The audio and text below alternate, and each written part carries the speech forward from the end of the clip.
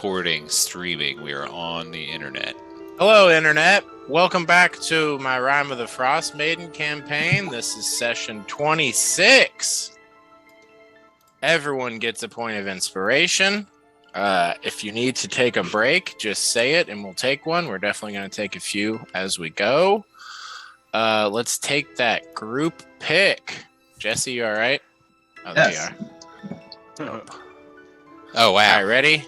1, 2, 3. Oh, I see what you were doing there, Jesse. Moving from smiles into some sort of more disturbed look. I enjoy it. Is that a light bulb that doubles as a speaker? No, it's just a light bulb. Oh, okay. I have one of those, and it's the weirdest thing I ever purchased. It looked That sounds very really similar. weird. Yeah. Speaker quality, horrible. Light quality? Moderate. It sounds like a light bulb that can play sound. Speaking quality, bad. Everyone got a point of inspiration. Yep, we did that. Group pick done. Okay. Jesse, can you roll 2d20s and let me know what you get? Let's do these two. I got a 1 and a 20. So Great. Okay, Skywatcher and Beery, when you get a chance, please send me the spells that you're attuned to. I had a question about that. As I'm saying my morning Set. prayer, if I commit to preparing augury for the day, can I cast augury as a ritual during those prayers, asking specifically about a spell and wondering if it will work for me? You know, I'm going to say no, but I will say I specifically had it in my notes that Beery said some prayers and casted Guided Rest on 4chan. So if you want to have done it the night before, that would Yes. be allowed. Cool. Didn't want to push back that far, but if that's cool, then absolutely. Yes. Cool. Then yes, I will do that and ask. We augury. will briefly get to that after I read through what happened last time. Great. And I think I'm missing one of your attunements, Beery. Okay, I'll send you all three. Okay. Great, thank you. Okay, all right, cool. It is currently the 30th of Marpanoth in the year 1489. And I'm gonna pick up with what happened last time. Everyone started together. BB made you all dinner for breakfast, some meat stew with some root vegetables. Skywatcher spent the day making a pretty badass healing potion with Goody's help. Beery went with 4chan to work on her breastplate. You guys together got 3 out of 28 work days needed to complete this breastplate project at Black Iron Blades with Garn's help. You also told Garn to get rid of the Charlatan he had because it was cursed or bad or malevolent in some way. I just remembered that. On the way there, Beery and 4chan saw a funeral of a fellow craftsperson by the name of Buckley Deerer and briefly spoke to his son. While you all were doing that, Corpse Grinder was making his way around town, promoting the show, talking to people, shaking hands. No babies were kissed, but he definitely sold some t-shirts, which is even better. And while he was in the marketplace, he was approached by a sort of odd merchant, and he spoke with a guard named Cody at great length and found out that there were some missing weapons in town. I'm not sure if he told you all that, but we will wrap back around to it. While that was going on, while Corpse Grinder was getting more people to come, Jasper visited the Subtle Solution, speaking to the Tiefling Nowhere. He bought some thieves' tools, some massage oil. He tried to read the Tiefling's mind, but got rejected and ended up with a bit of a headache for a while. Jasper did note that she seemed distracted the whole time that they were interacting. Jasper, you first encountered this merchant named Scrimley who was offering to sell an infinite bag of beads of nourishment for a pretty hefty sum. You passed. You briefly met up with Corpse Grinder at the marketplace, and the two of you all went to Kadu's Maps and Scrolls together to purchase a map of the Dale. And you all mostly ignored the spell scrolls that were present in the shop, so that can be checked out in the future. While you were at this map shop, you talked to the map maker, a woman by the name of Verona, and she said that while she was out sort of doing her, surveying with a ranger by the name of Chet, a wood elf apparently, she saw a large spire just out in the middle of the tundra. Was not courageous enough to approach it, because why would that be there? But you all, after purchasing some new map, or a new map, Jasper marked that spot on there, should you all want to check it in the future. Yes. Jasper purchased a map of the region. Corpse Grinder and Jasper together paid for a commission on a map from Bryn Shander to Hundlestone in an attempt to help you all sort of clear out the passage to the south, providing as much information as they can. From there, you all parted ways. Corpse Grinder kept promoting while Jasper headed to the orphanage. Upon following some signs directions, he walked around back and met Jeremy, the orphan, who also called himself a boy detective. He asked if he could join you on your adventures, and you said no. He was a ward of the state, and that would be illegal.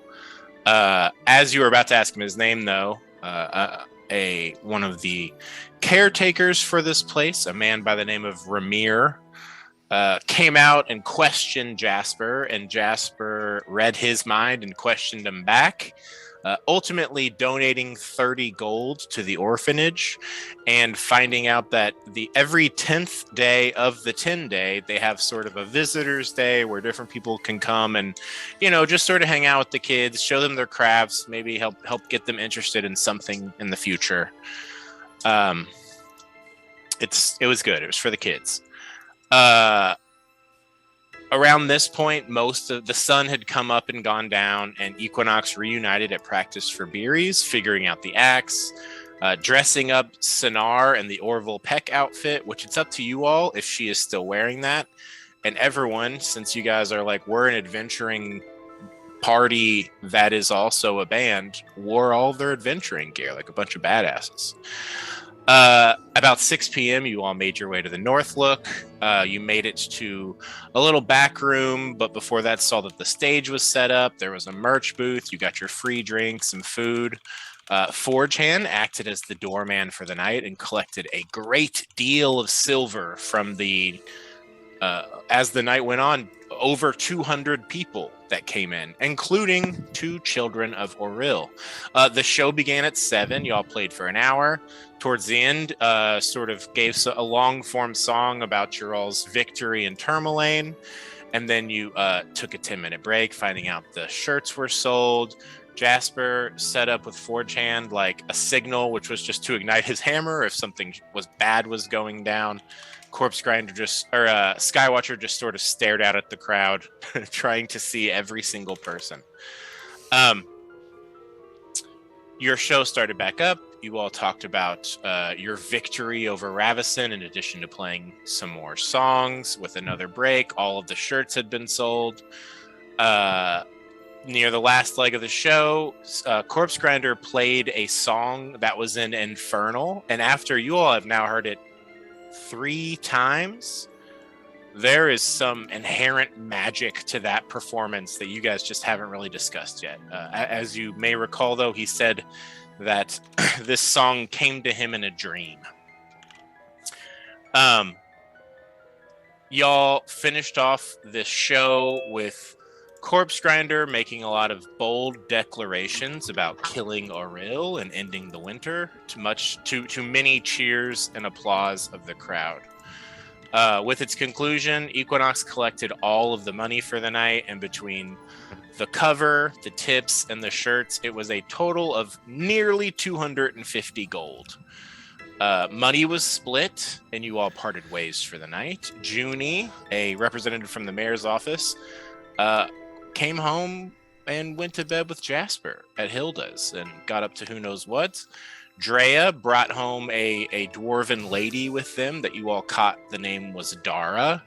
And Skywatcher and Forgehand crashed out on the floors wherever their sort of giant bodies would fit. Beery said some prayers, casting augury. What was the question that she asked? Would it be beneficial in the morning to prepare hold person for Vernus? Does he count as a person? And how does augury work, right? Wheel or woe? That's correct. Or wheel and woe. And you're specifically saying for Vernus? Whoa. Whoa. Cool. Beery casted that spell, figured that out, decided not to prepare hold person, casted Guiding Rest on Forgehand, which this means Forgehand, the first time you're surprised today, you instead aren't. And you all crashed. As you slumbered, BB headed out of the house in secret to get up to who knows what. And the following information is stuff that you all know about as human beings playing this game, but your characters do not. So please remember and act accordingly. Corpse Grinder and Cynthia stayed up late, drinking, smoking, fucking, and passed out. As Corpse Grinder started to dream of a familiar cold place, he was stabbed in the throat. Waking up, seeing Cynthia was already dead from the same injury. Dead at the hands of two figures with poisoned blades who gave him a message to tell Mephistopheles that there are already enough devils moving pieces around in the Dale, and any more champions he sends will meet the same fate. Corpse Grinder's soul got sucked into his ring that had been given to him before this campaign even started, and appeared on Mephistopheles' finger in the 9 hells. However, none of you all know about this. And yeah, it is currently 6 a.m. on the 30th of Marpanoth, 1589. Beery, you wake up, starting your day with your prayers. You are long rested, happy to have a little gold in your pocket. You maybe have like a mild hangover depending on how much you drank, but your it seems like this is the beginning of another day of adventure. Hey, real quick before we actually jump into this, you all can't see me, right? I cannot. Should we? God damn. Yeah. What My device computer are you immediately started screwing up like it did last time. And so I opened the Zoom web and it's showing that my video is on, but it's just not working. Is your you might have Zoom to app still open? Yeah, if the What's app's that? open, if your app is open, it won't work. The And app's closed now. you might just have to tell it specifically what camera to use.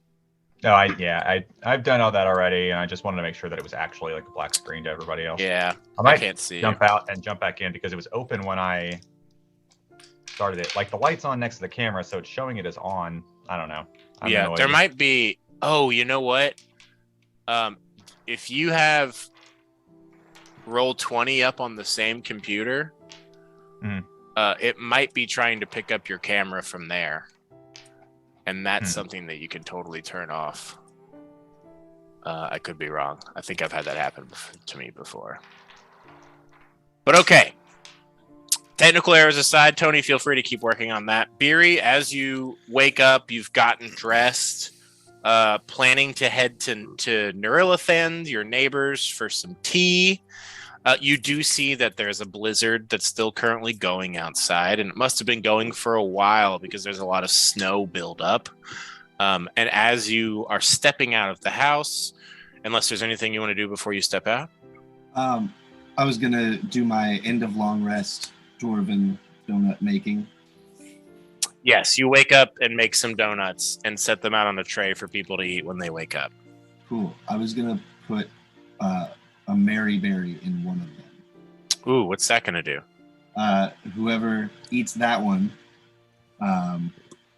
for 24 hours has advantage on all wisdom and intelligence checks based on smell and taste, as well as checks with cook utensils. I'm gonna say that you can decide, putting it aside in its own little case with a note, who is that for? And I will preface this with the wisdom of Beery, knowing that it will likely be Jasper that's leading you all out into the wild. Yeah, Jasper then. Legit. You got a good sniffer and tongue. Wait, is it all about taste and smell? Yeah. Oh, interesting. Advantage on all wisdom and intelligence checks based on smell and taste. I'm not sure what intelligence checks are based on taste. Yeah, I mean, I guess that would be something. That would be investigating if you're like, what's in this? Yeah. What kind of cool. Well, that still could come in handy. So yeah, you've got a special donut set aside for Jasper. And it also gives two temporary hit. When he eats that will happen. For the time being, all of your allies, as far as you know, are currently asleep. You're waking up fairly early in the morning. You think that they're probably going to sleep for a couple more hours because of the hangovers from the night before. And unless there's anything else, you bundle up and step outside the house. As you do so, you hear the creaking of steps. Someone slips, starts cursing, gets up, and walks around the corner of your house, and you see the dwarven woman that Drea had gone with the night before, sort of bundled up, sees you, blushes a little bit, puts her head down, and then just heads off. And you walk across the street to Nerilithan's. You see that his shop is already sort of alight, ready and welcoming for you as you come in. Oh, good morning, Barry. How are you doing? Oh, I'm pretty good. A little bit hungover from last night. It was a late night. Oh. Yes, I had to go after the first break. Because that's normally when I go to sleep. But what I watched of the show was rather incredible. You all are quite the talented group.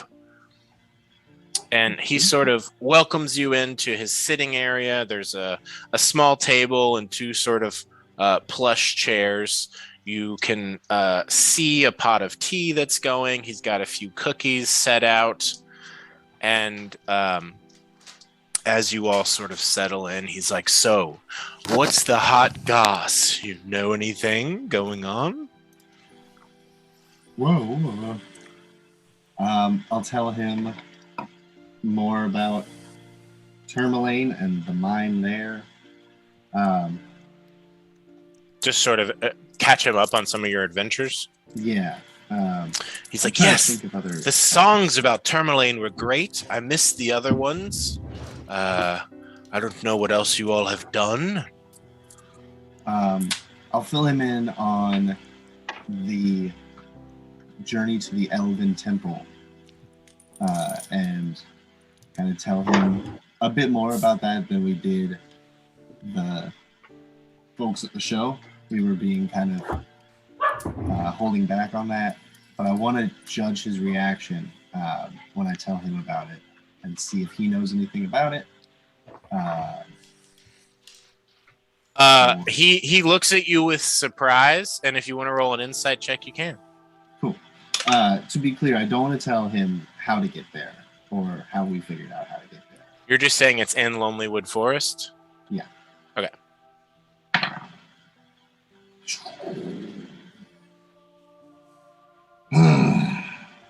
I'm going to use an inspiration. That was an act 2. It's a little better. 14.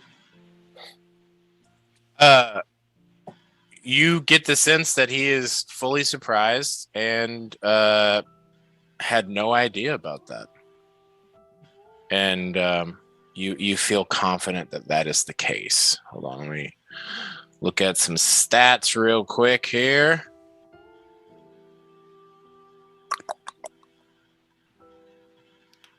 Are they not in here?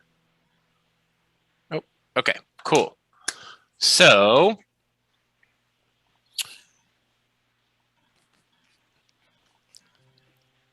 after you fill him in about this, he is delighted and intrigued and entertained. He asks a number of questions. He seems especially curious about like what you all found at the Elven Tomb. Do you tell him about the scrying mirror and the mummy and all that? Or what do you leave out? I'll leave out the mummy. Okay. That doesn't seem like. Because then he'll be on to Sonara. Excellent. Okay, cool. I'll tell him about the moonbeam scrying and how he wrote a song about it. He is especially curious about this scrying mirror, but doesn't seem like he's gonna, hop out and go try and find it. He's just like, that seems like some sort of powerful elven relic. Interesting. Well, maybe I could crack open a few old books of mine and see if I can find anything else about that. Would that be helpful for you? Absolutely. If you find anything, please tell me. All right, I will. I'll go and take a look. Hold on. Okay. Please. Okay.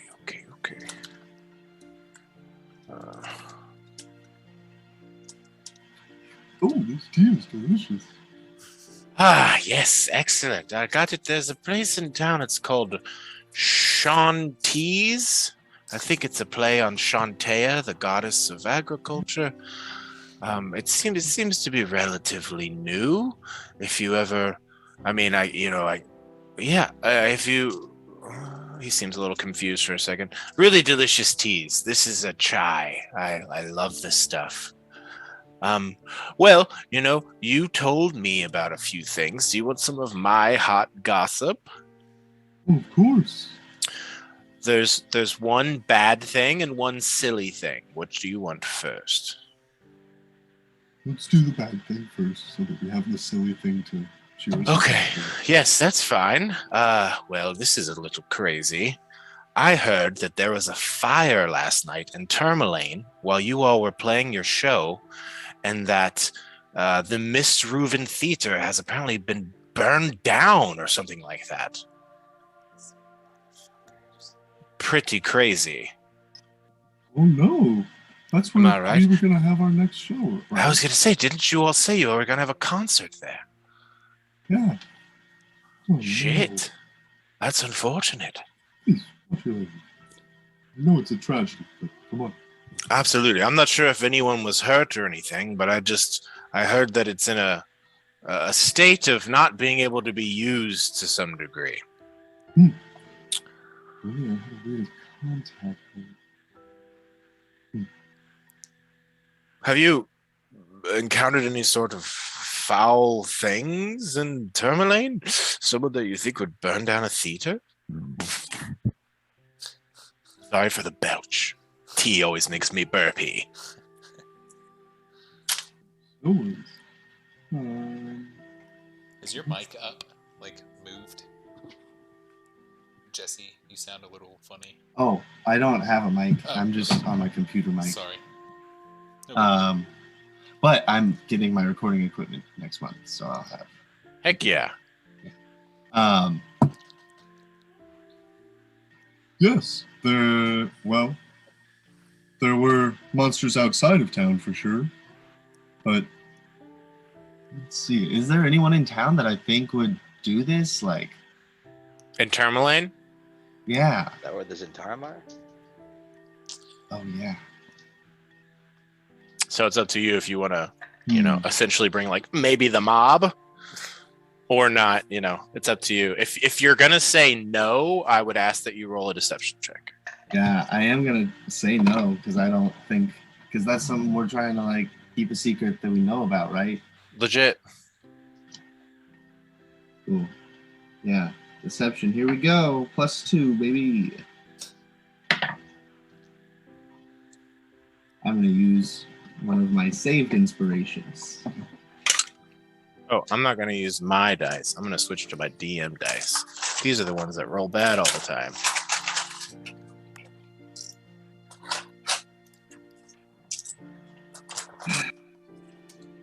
$11. Not rolling great. Well, I guess it will just be some mystery that maybe you'll have to walk to solve. Who knows? Okay, well, and so here's the silly thing, and I'm telling you that I think it's a silly thing, so try not to get too upset about it, all right? Last night, I heard some rumblings outside of the store, and when I came downstairs, I found your little goblin boy, BB, trying to take one of my swords, and he gestures to the ones that are like over the door. I stopped him and promptly removed him from the store, but it was just a little silly encounter. There might be a little bit of the fear of God in him at this point, but you know, that's quite all right. It's good to know your limits if you're going around trying to pillage things, not to mess with the elderly. He says with a smile. So sorry that he's disrespected you in this way. If there's anything I can do to make up for it. Oh, just continue to have tea with me and spit that hot goss. You know, I love this stuff. Almost as good as this tea. Well, have you heard about Dugan's Hole? They say that winter wolves are attacking there, that are as big as horses and as smart as people. Oh, no, I have not. Oh, interesting. That sounds dreadful and terrifying. Are you all thinking about going there?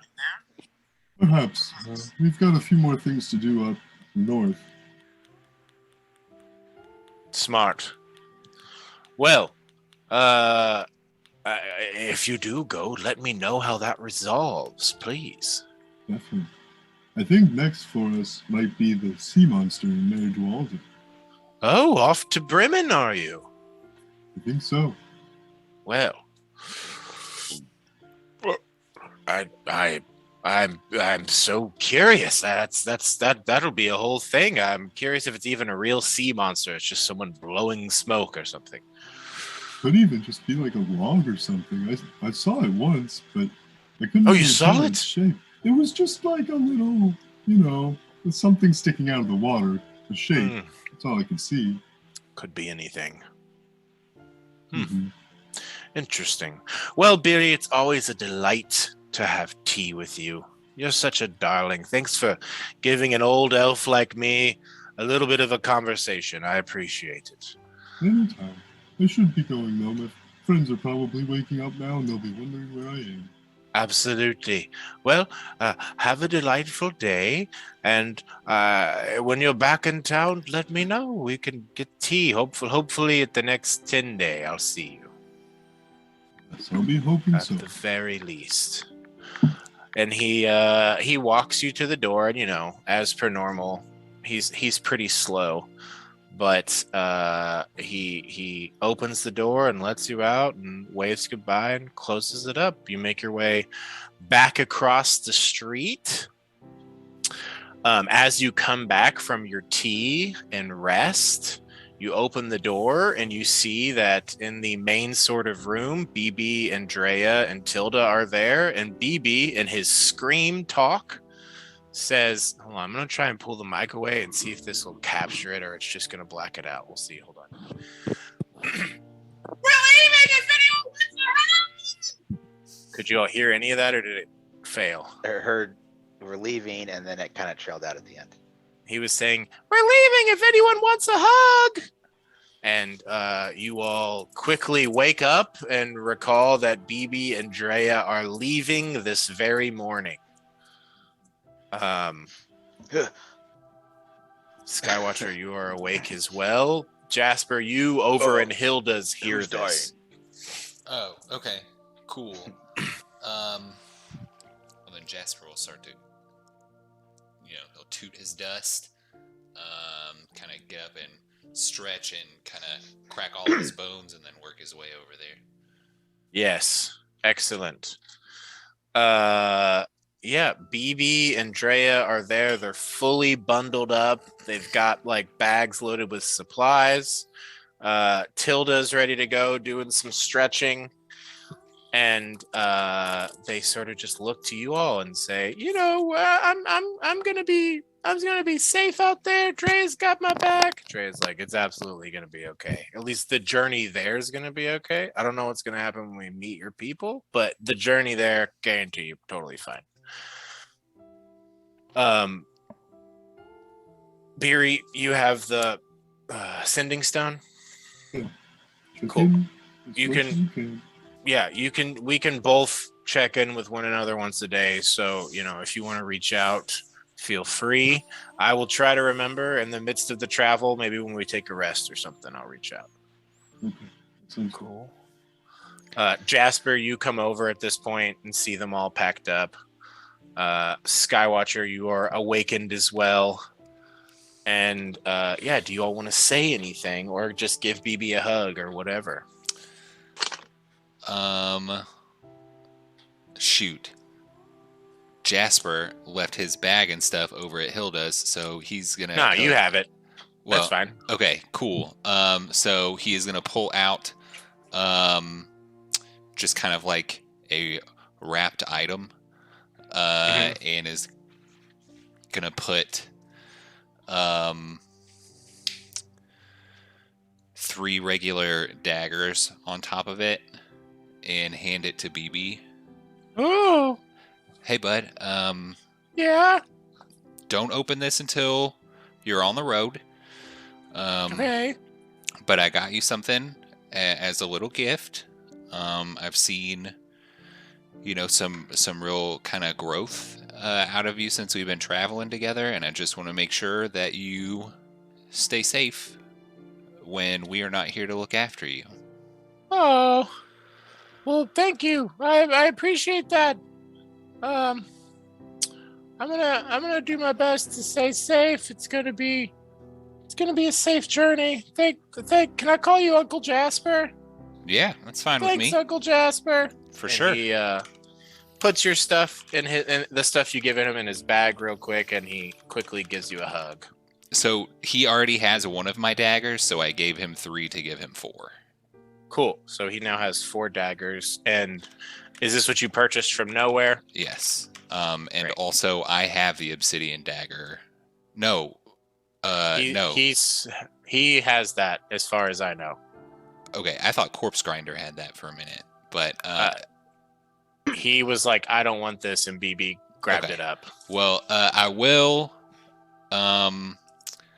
will let you borrow that fancy black dagger, just to give me a reason to come find you if you don't come back. Absolute. Whoa. Oh gosh. Okay. I'll definitely be back though. But thank you. I think He'll give him a head ruffle on his big Maybe- helmet. maybe I'll see you guys in dreams or something. Some weird shit like that. Sorry to curse. Some weird stuff like that. And he looks to you, Beery. I'll bend down and give him a hug, lift him up, and wrap him up in my trunk. Absolutely. And then I'll pull out an arrowhead in the shape of a beast's tooth that is like on a little chain. Oh. I'm guessing. This was Bash's lucky charm.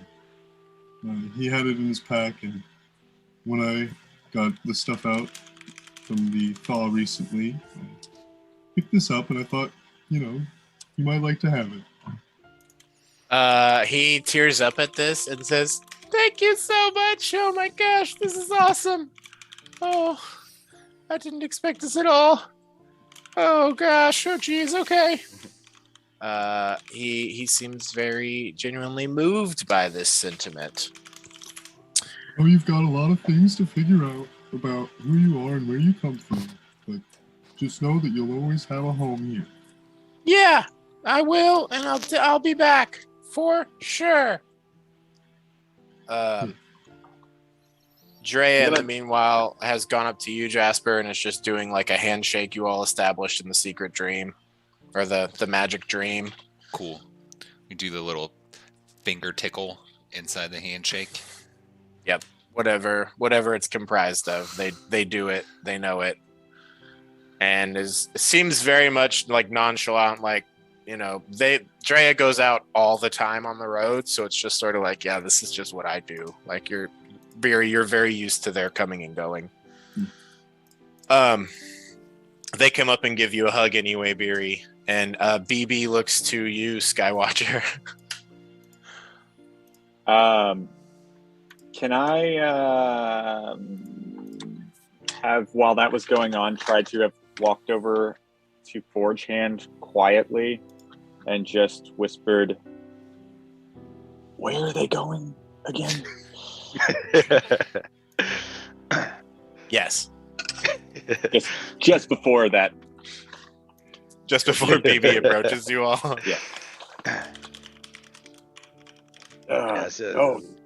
Whisper back that they're taking BB back to his family, I think.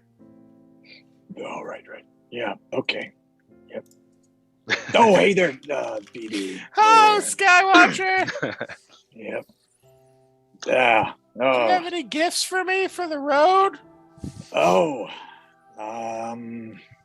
Let me see what I got here for you there.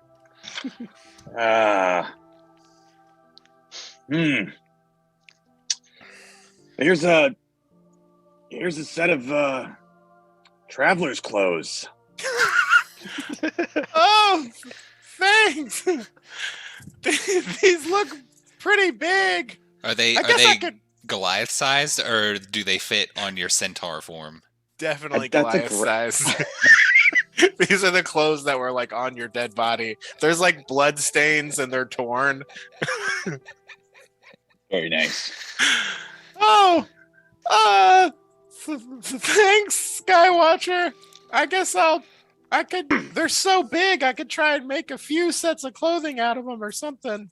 Yeah, hey, it's no problem. Anytime, buddy. And hey, here's something else for you. I'm gonna reach into my coin pouch and pull out a platinum piece, and then I'm like, oh nope, hold on. Put it back in. Just search a little more closely, and then there we go. And hand him a copper.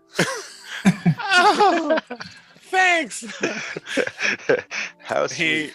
He understands what's happening here, and after getting paid out so well for the show last night, he just sort of says, "All right, thanks, Skywatcher. I look forward to coming back and hanging out with you more."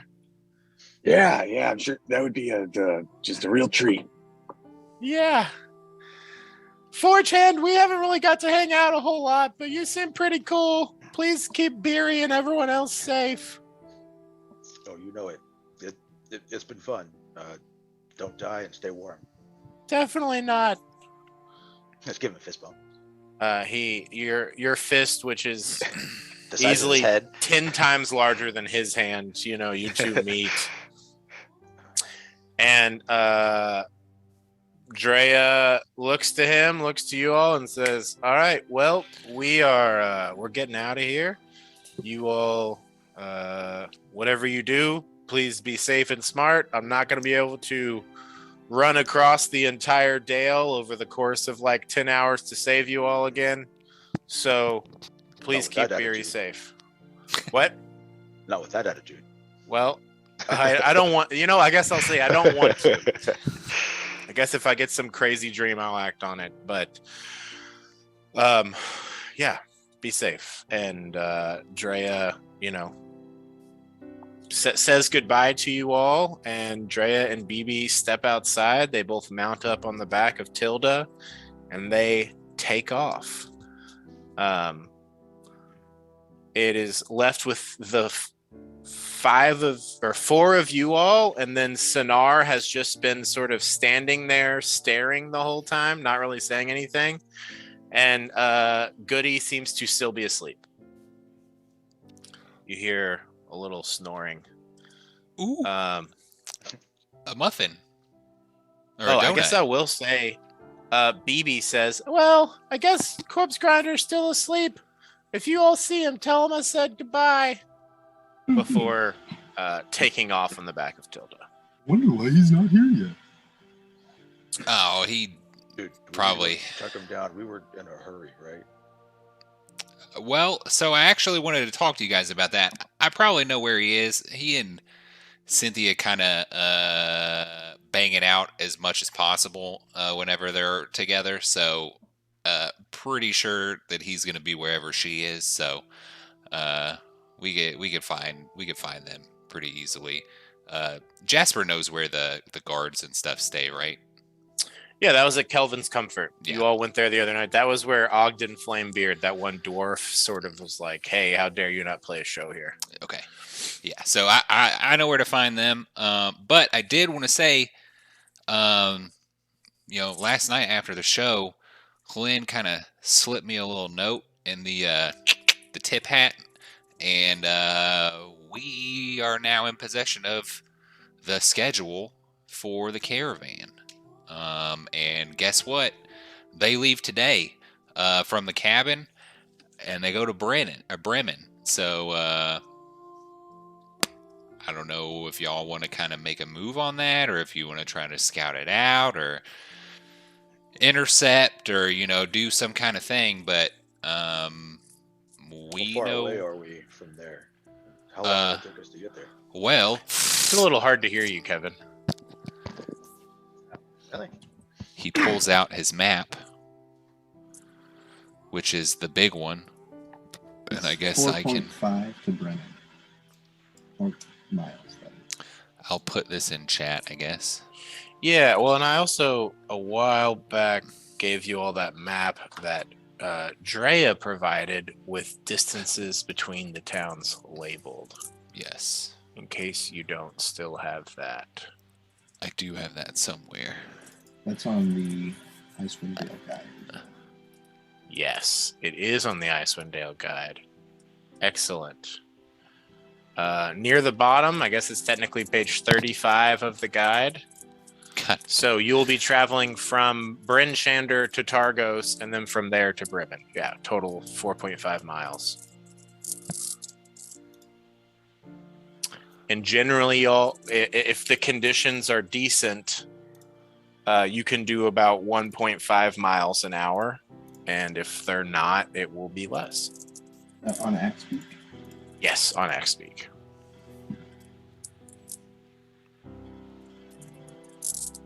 It's like really slow, right? Yeah, you're also walking like in the midst of tundra where the snow is multiple feet tall or multiple feet deep, and Well, it's dark and the terrain is bad. my ranger stuff There you go. counters difficult terrain, right? In tundra. Yes. So then I would say under most conditions, you guys are going to be going 1.5 miles an hour. Like it will be hard for things to slow you down if Jasper is leading the way. Cool. Sweet. So yeah, I mean, if we miss them today, which their cabin is northwest of Bremen, their next stop for the first 2 days are at Bremen, so they just go from their cabin to Bremen, and then from Bremen they go to Targos for the 3rd and the 4th, and then the 5th and the 6th they go to Tourmaline. So they're going to be kind of right there. And the thing is, I just don't know when would be most advantageous for us to get to them, and maybe that's something that we can talk about once we have Corpse Grinder. But I don't know, man. I feel like there are a few ways that we could do it, but with no recon, it would be a really bad idea to just kind of run in. So I was gonna say I think we should just kind of run in and ambush them, but that maybe you're right. well, so I mean, Vernus is the only one that we really know that we have a problem with. We don't know if any of the other people in the caravan even know that Vernus is a bad guy. They could just be traveling with some weirdo that just is like mumbling and talking and walks around in the cold. But I don't know. So Guess that's true. They could just be traveling with a weirdo who just happens to be a murderer, just like you guys and me, I guess. Are you you're a murderer? I mean, yeah, we all kind of are a little bit. I mean, I wouldn't call it murder usually. Most never really. Well, anyway, Sinar says, I have not killed anyone. good for you. I'm proud of you. Yet. Yeah, I mean, you poked the shit out of me with that sword, and it hurt real bad. So I think I could. I think I have a great capacity for violence. I guess we'll just have to find out. I'm excited for that to happen. So, yeah, I guess y'all want to hit the road and go get Corpse Grinder, or Yeah, Let's that go grab makes him. sense. Cool. You all spend a bit of time getting yourselves ready for the day, putting on your various pieces of equipment and armor. Beery has how many donuts laid out? One of them Two. is for Jasper. The other one is for anyone else. 2 donuts. You know that they're magical donuts. Jasper, one of them is labeled, and it looks to have like some berries in it mixed into it. Maybe. I guess it's a large berry, so it would be chopped up. It's like a slightly different color than the other ones. What's it taste? What does it taste like, Beery? These ones are blueberry. The Maryberry one tastes like all the berries. Okay. Legit. Jasper's like, I'll arm wrestle you for the second one, Skywatcher.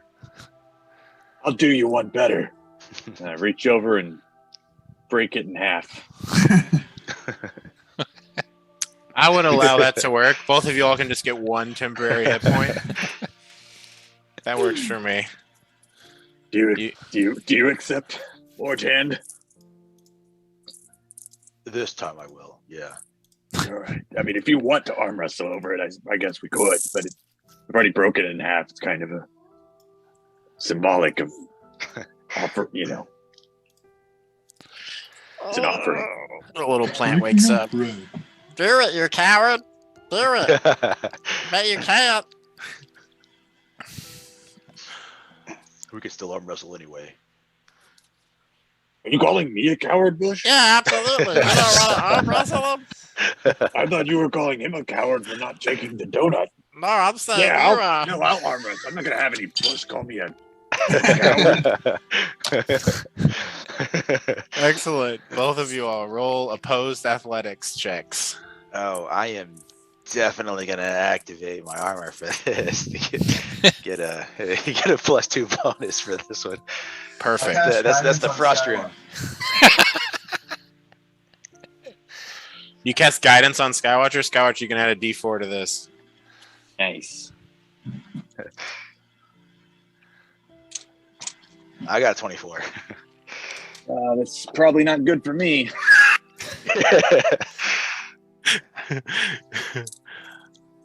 Where is F? Oh, okay, there it is. Oh, shoot. Got a 19. It's actually a pretty good roll for me. 19 total with the Yep. D4. Yep. Yeah. He puts up a surprising fight for how sort of thin his arms are, but ultimately, Forge Hand, you drive his hand to the ground. Wow, you really are part Goliath. Yeah. Looking like that, putting up that much of a fight. That was impressive. There are like 4 minor grooves in the floor from where your hooves like dug into the ground.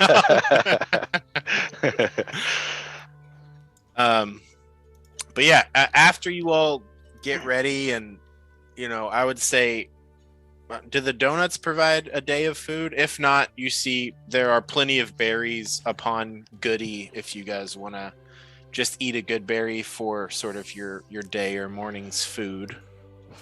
They do not provide sustenance for the day. I'll grab a Legit. berry. So I'll have Eat of my flesh, drink of my blood. Oh wait, hold on. What's the rest of it that he's supposed to say? I can't remember. I'm gonna get Goody to try to toss one to me so I can catch it in my mouth. Oh, Hey, yeah. Goody. Hey Goody, hit me. Oh, okay, hold on. And he winds back. And let's see what this awakened shrub can do. Every physical stat has a minus. With a 7 on his sort of dex check. You know what? I'd say he's proficient with berry. on his 9, he fully misses your face. Is that where it goes? Oh, I mean, could I try to assist? Oh yeah, like I'm gonna go for it. Still, it's just just imagining just him sucking would make it harder for me to catch it. yeah, I guess roll to catch berry. What would that be? I guess I could let it something be dexterity for sure. Yeah, either like a dex check, or I guess perception could work because it's like you figuring out where it's going. Oh, perception is much better. I'll go with that one. Nope, I got a 9. All right, so that one just is a complete whiff, and Yeah, you go to bite in the other direction that he's throwing, and it lands on the floor. But after a little bit of a dusting off, it seems quite all right to eat. oh well. You know what? We'll work on it. Well, yeah, as you all like get yourselves together and finish eating, Corpse Grinder still isn't here. So, any other preparations before you leave the house? And this might be the last time you leave this house for a bit. Everyone has all of their stuff, all of their bags packed. Jasper's gonna make sure to lock up Hilda's. And then he'll pack a tobacco bowl in the magic pipe, and we'll just no hand puff it while we're on the way to find Corpse Grinder. Excellent. Beery, do you do anything else with your home before leaving? Yeah, I'm sure Barry has like a list of things that she does. Make sure all the windows are locked. Make sure the gibbering box is still suspended off the ground.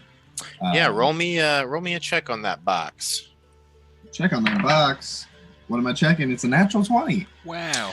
A few of the straps seem to be a little looser than when you last set them up, so I'm going to give you a chance to roll another survival check with advantage to try and strap this thing more thoroughly in place. What did you say? Okay. A 17. Great. Okay. You tighten everything back up, set it up. As you get close to it, there's a bit of a noise, but you have sort of blocked your ears when you're close to it. The beacon that Nazu gave you so long ago, Jasper, is still in the window, still doing its little pulse. Nothing has come for you yet by way of it, but maybe you flip the open sign to closed on the door and depart. We have Excellent. departed. Fantastic. So, how much did he drink last night? I mean, he's kind of always drinking. I hope he didn't drink all that special alcohol that we got, the really strong stuff. I don't think I got a drink of that. Oh, yeah, Nimsy's high-powered hooch. Yes. Yeah, you do. Since you have known him and been traveling with him, he has been drinking consistently pretty much every day. Like, yeah. And he's mentioned a few times maybe that his devilish blood makes it easier for him to sort of sober up. So it takes a little extra. But with everything packed up and you all ready to go, you hit the road over to the... Tony, are you sending me your spell list right now? I think he is.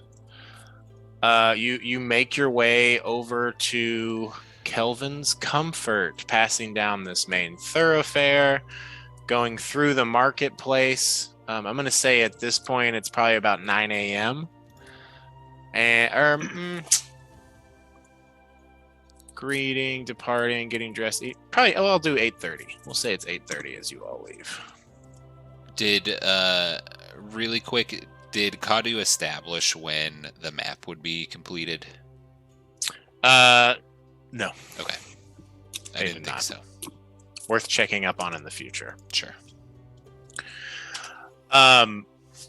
You all make your way across town, crossing through the marketplace. You see that there's a few vendors are already out here setting up to sell their wares. There's braziers that are being let up. You see Scrimley, the merchant, still out here trying to hawk his bag that no one seems to be willing to pay for. And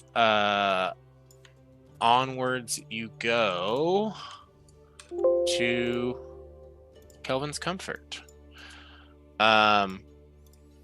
It is an hour of playing. Let's take a quick little 5-minute bio break, eh? Bio break. Root.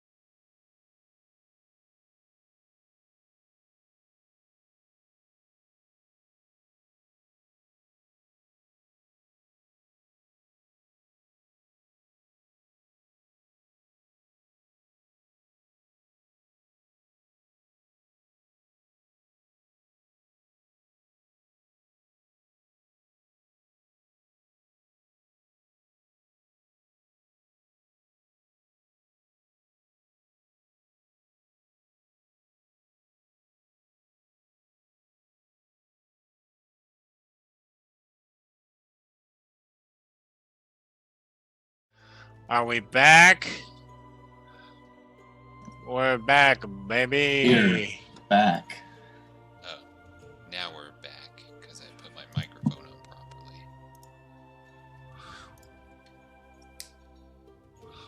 We are back. I do want to say that as you all were walking across the.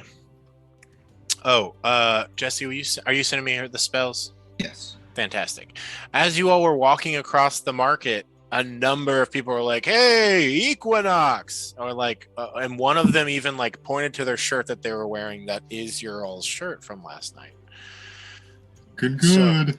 That's a little exciting. You're getting some notoriety as you walk across town.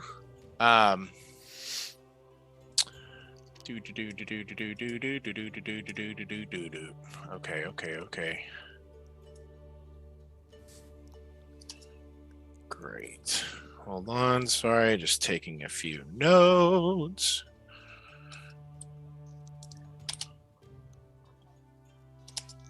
Love this.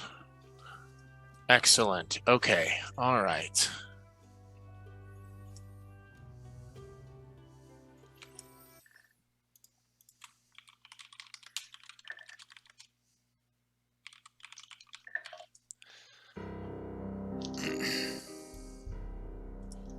Maybe this one's right here. Cool.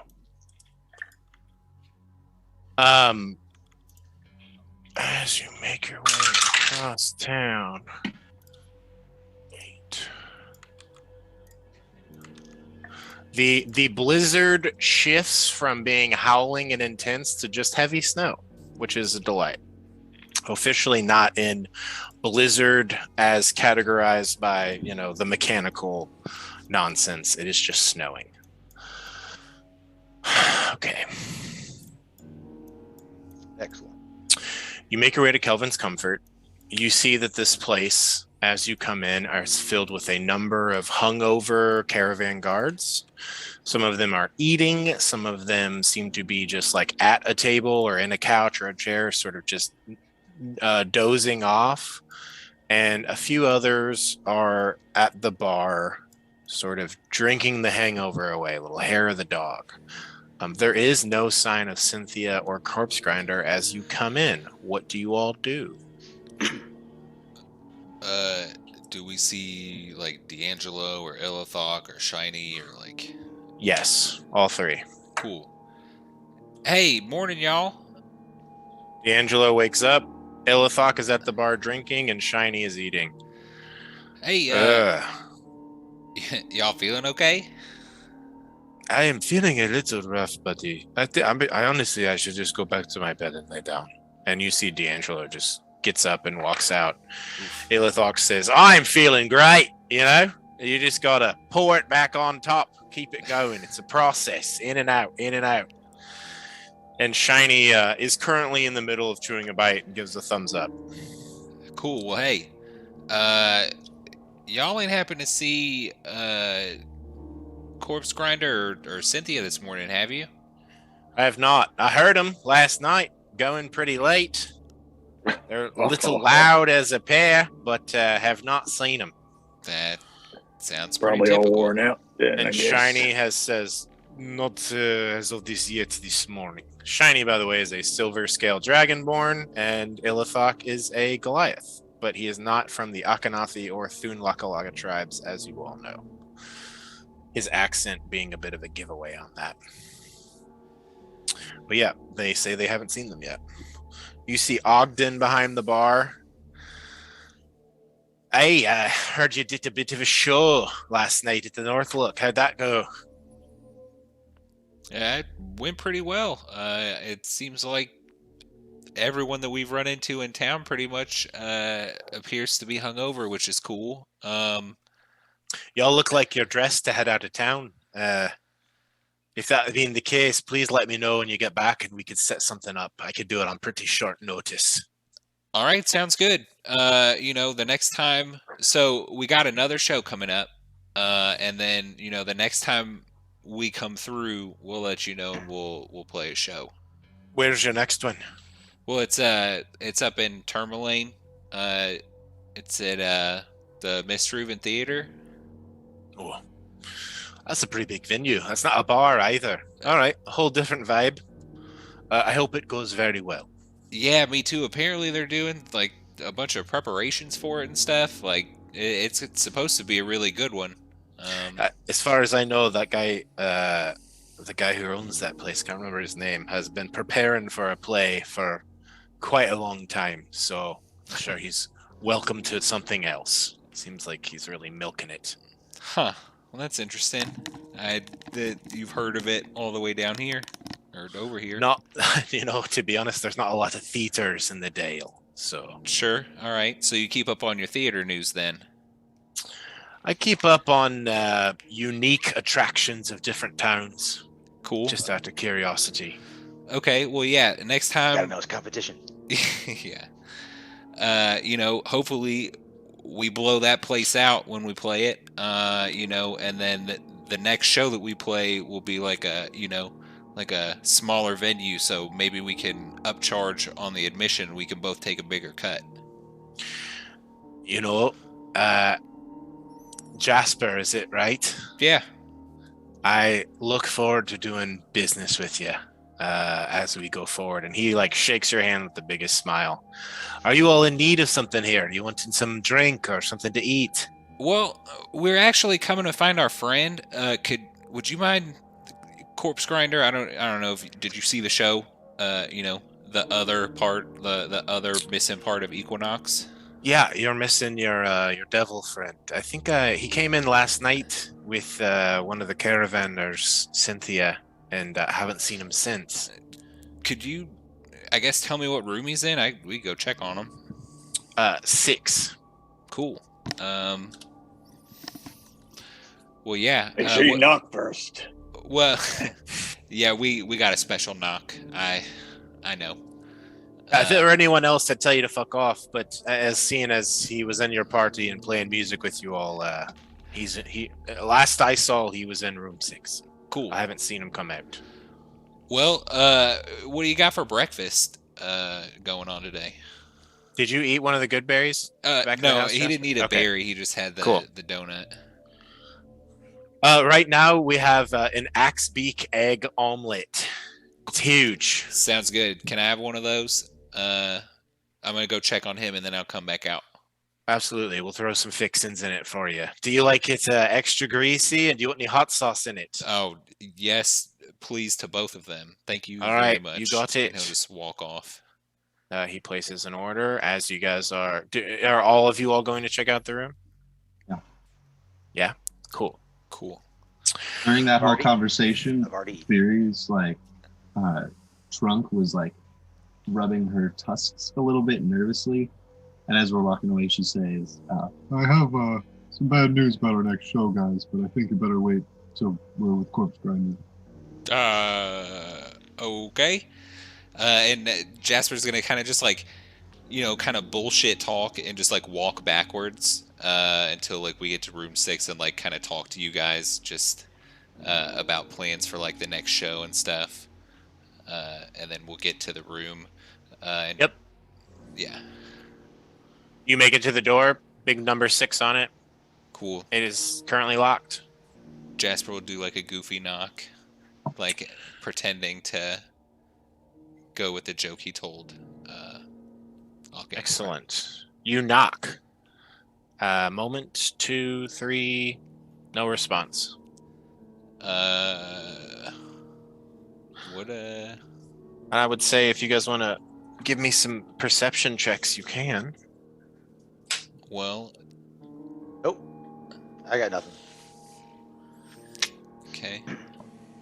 I smell trouble. Yeah, definitely. Yeah, you can use your How trunk. you Still be asleep. Jasper, you have perception checks on smell and taste. I would give you advantage on this if you'd like. Oh. Skywatcher. Cool. Are you rolling Skywatcher as well? Yeah, I got a 13. Yeah, me too. Yeah, I got a 16. Well, Skywatcher and Beery, I'm just gonna use your passives. And you said 16, Jasper? Yeah. Cool. Skywatcher, as this knock has had and you guys are waiting, there is the sound of no movement inside that room. And Beery and Jasper, as you all sort of get close to the door and wait, a bit of a foul smell is coming out of it. Jasper is just gonna brain scan the room and try to get. You connect to no one.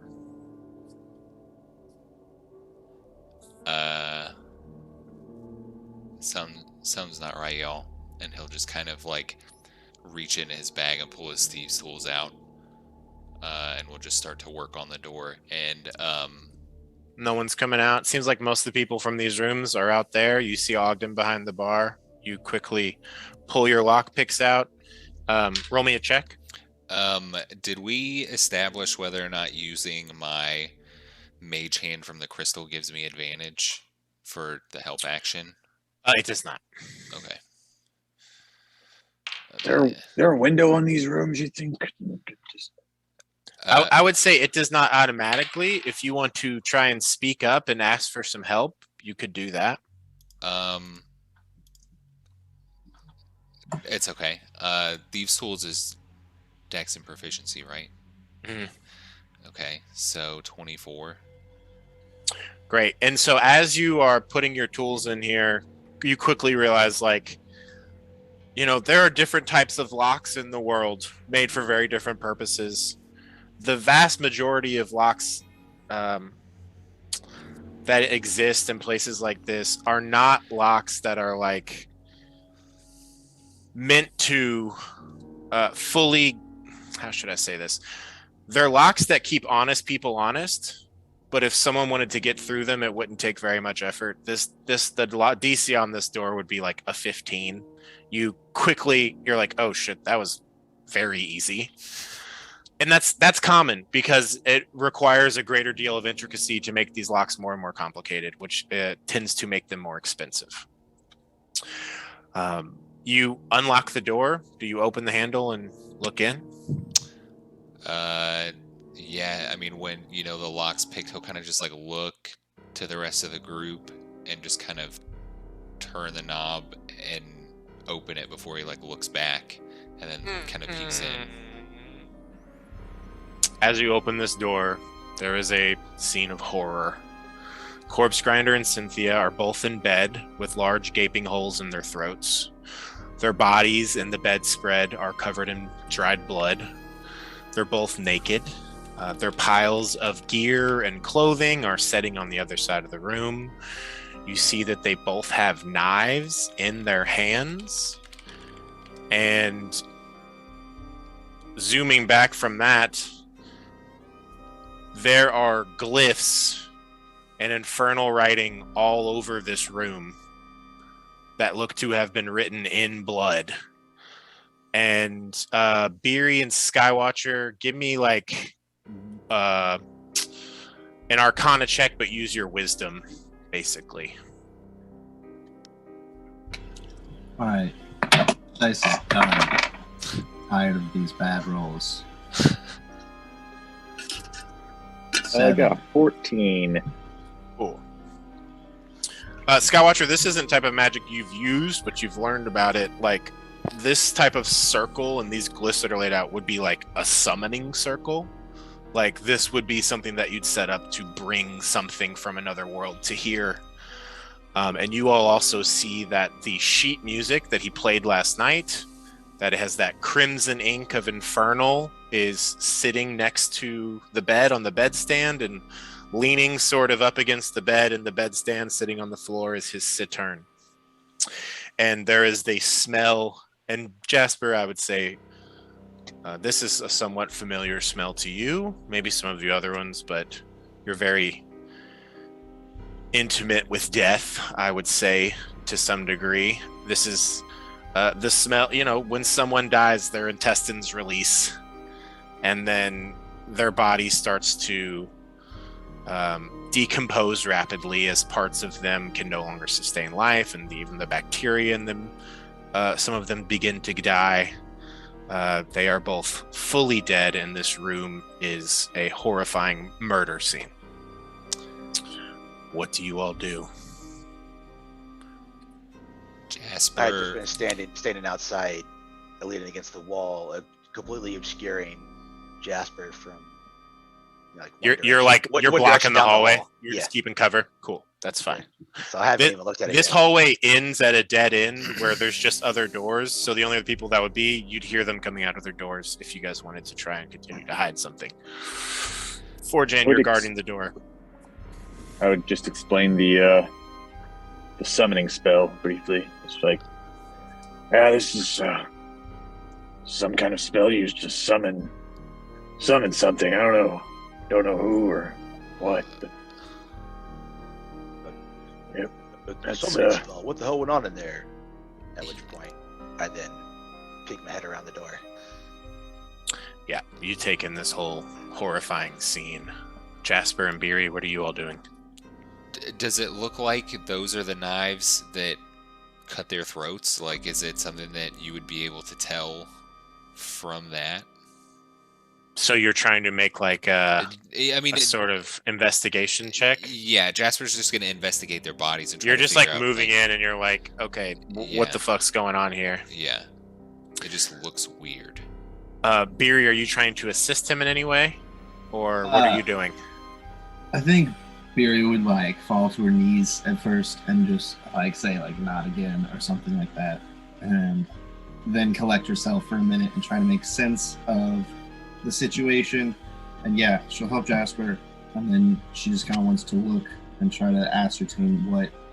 Jasper, do you say anything as you move in to look at this? Y'all, or are you just being silent? We need to make note of everything in this room. So look around. Also, I'm going to say Sonar is back in the lobby. It's up to you all if Goody is physically with you right now. God, Sonar's just going to literally stand there.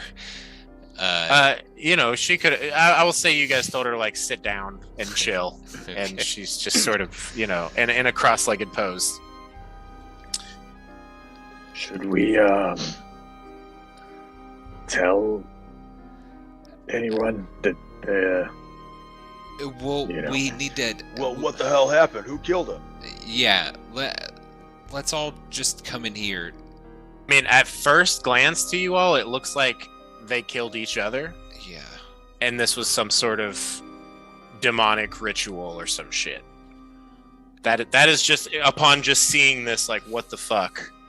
Of course, if you all want to move in and investigate further, you can. Y'all, we need to get in here so that nobody else sees us just standing around and comes in and finds us. Like, let's all come in here and he'll kind of usher everyone in. Okay. Close the door. Lock the door. What if they think that we did it because we just came in here and hung out for an extended period of time? But I told them that there's 2 dead bodies in here, blood everywhere.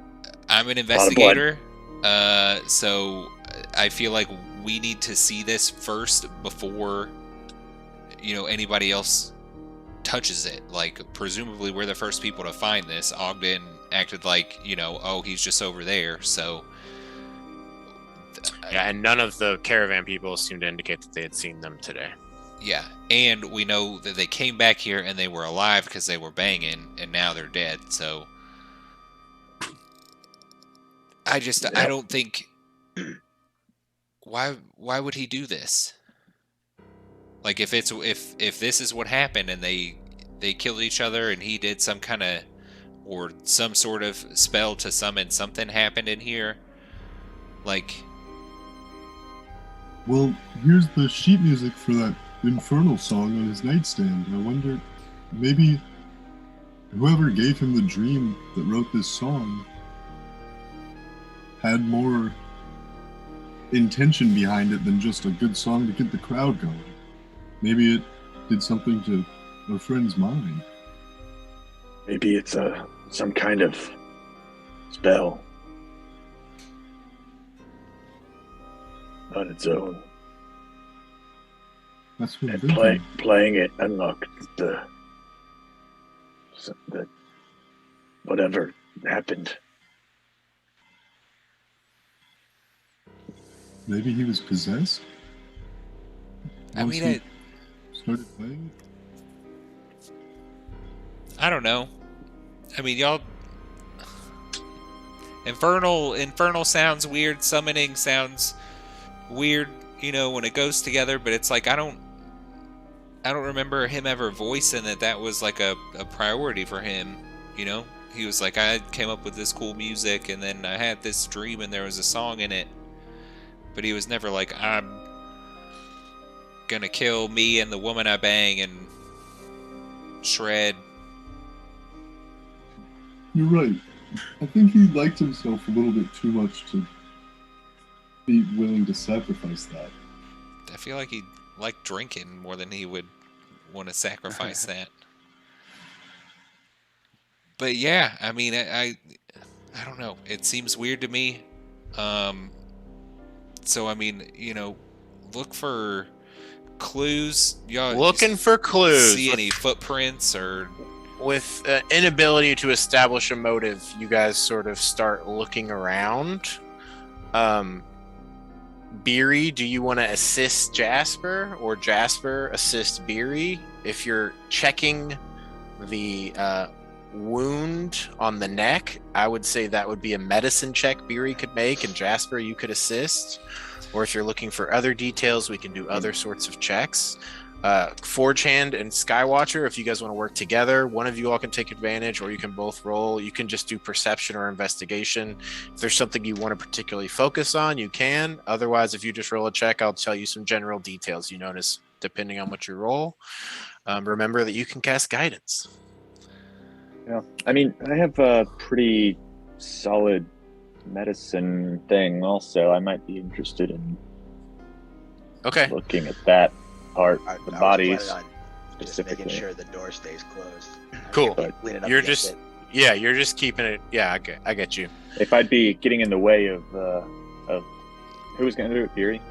Could I like just Beery and like Jasper. assist, help, Y'all, whatever? yeah. I mean, if y'all are really comfortable with this, I can just look for other stuff.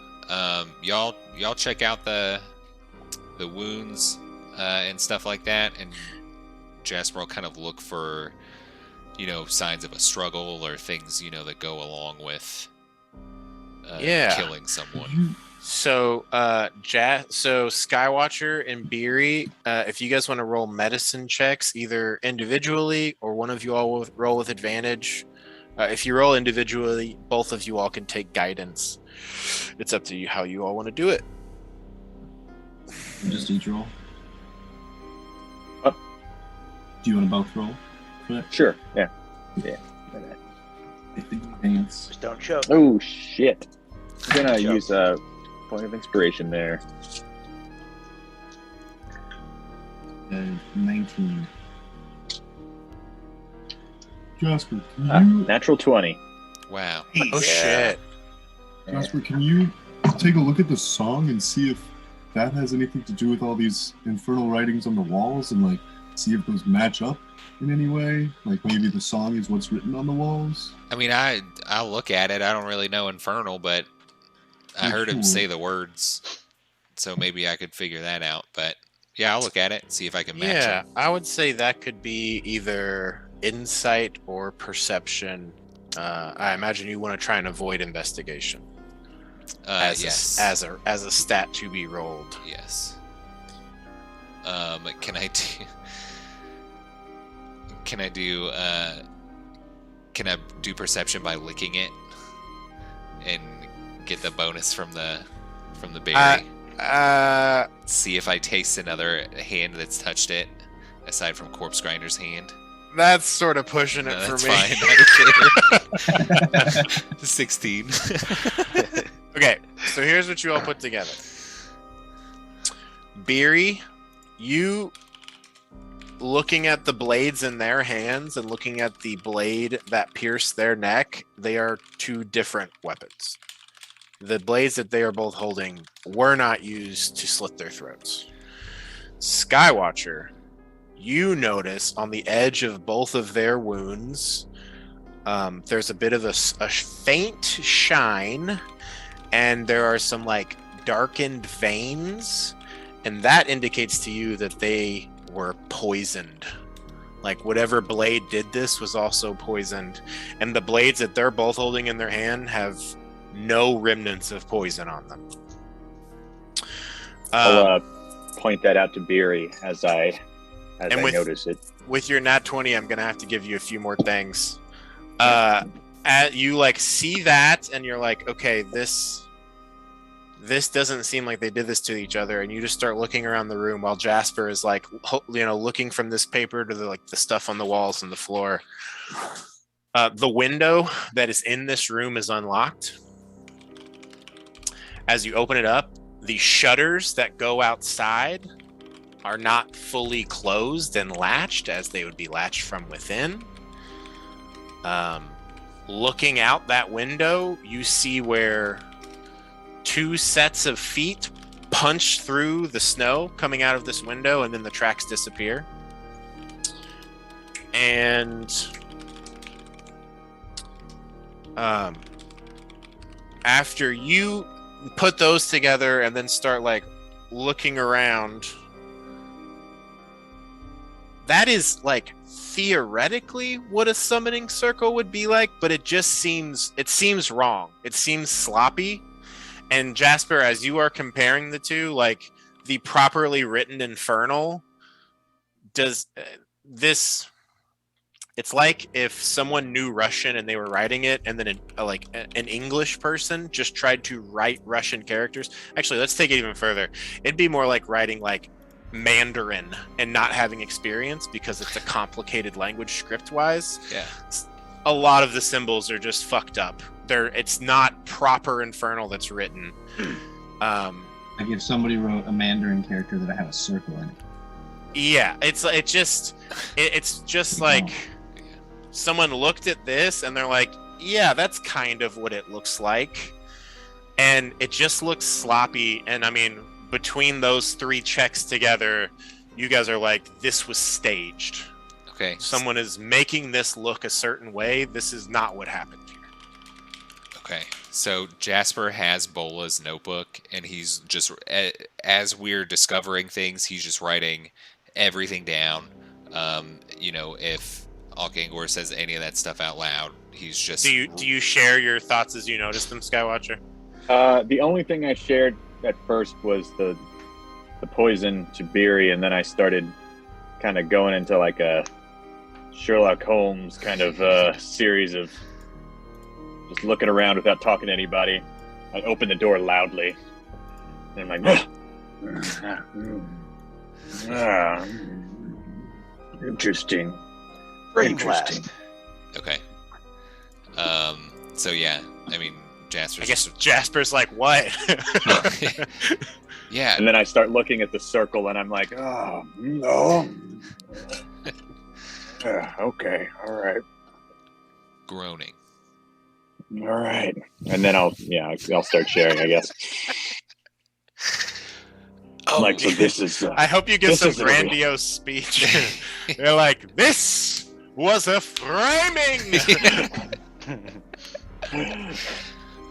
I wish I then had just any leave it kind there. of charisma at all.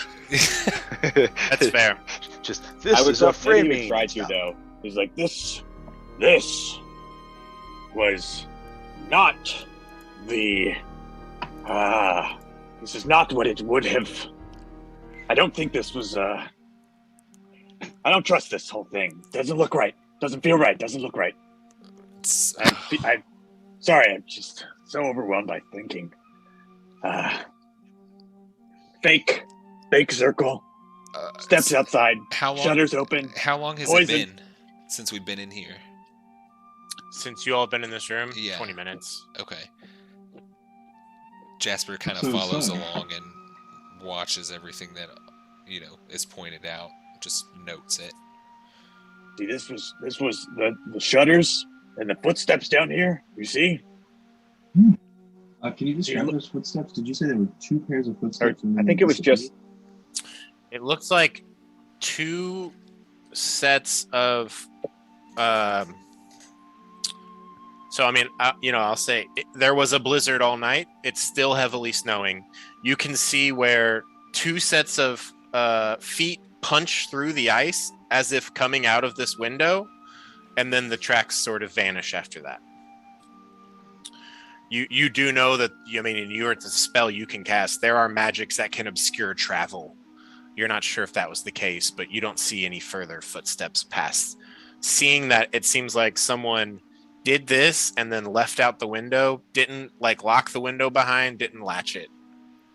As those things are from the inside, so it doesn't seem like they could have done it. There's poison. Poison on the neck. Just poison. There's no poison on the blade. Poison on the neck. No poison on the blade. Doesn't make sense. Damn. You are really good at this. Sometimes. Well, I mean, does it feel like we've kind of... Jasper's going to go check out their belongings and stuff. Does it look like anything was taken at all? It looks like... roll a perception check. I will say also, so what you see on Corpse Grinder's body currently, because he is naked, is the Ring of the War Mage, and then he still has the sort of Chwinga charm bracelet. Okay. That's all that's on him, and Cynthia is naked. Maybe we cover her up with a blanket or something. Disturbing the crime scene. I like it. Probably both of them. She at least starts to do that. Yeah, let's just wait. I think now we should probably tell Ogden, be like, we found something in here, and just to, keep it on the up and up, that we just don't leave them here. I mean, what do you do with... Beery, what do you do with these bodies when you're not trying to hide them? You called the sheriff last time you found one. He called the town mortician / undertaker / pathologist. Well, I mean, normally, I don't know how to handle this. Normally, I just kind of leave them. What is the correct way to go about this? I think first thing we go. It's a little hard to hear you, Jesse. Sorry. I think first thing we go tell the folks down at the bar they'll want to know about their friend Cynthia, and their friend Corpse Grinder. And then from there we call the sheriff and let him come take a look. He'll probably just rule the easy they do to themselves. Yeah, so. but I mean, we know all the stuff that we already have observed and could just point it to them. I don't think there's really a way to dispute that, especially, with the right people here. So I think explaining this will be okay. But if we call the sheriff, we call the sheriff. But I think we should tell Ogden, just so it doesn't look even like worse than it already is. Jasper, you're saying all this as you are sort of like looking through some of Corpse Grinder's things without, getting too crazy. Did you roll that perception check? Yeah, it was a 10. I would say the main thing you notice is it seems like this bag was opened enough to retrieve this scroll of parchment that had that song on it. It doesn't seem like anything else is necessarily missing, but you would need to sit down and take some long time to kind of look through this bag. Sure. It does seem to be jam-packed with all sorts of cool shit. Well, I think, we should make sure that we get all of Corpse Grinder's things. Not yet, but before we leave. Just so that we can have it. But I know that sounds morbid, but he's gone. So that stuff will help us.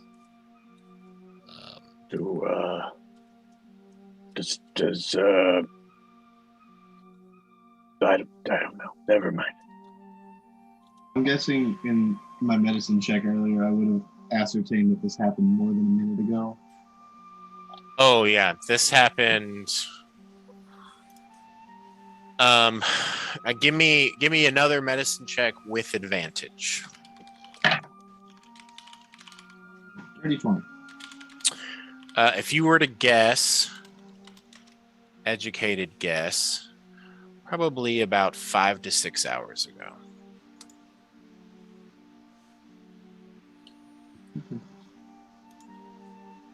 What do you Grinder have any problems with anyone? Not that I know of, but there are some folks in town who don't take too kindly to things. Maybe the target wasn't Corpse Grinder. But maybe it was.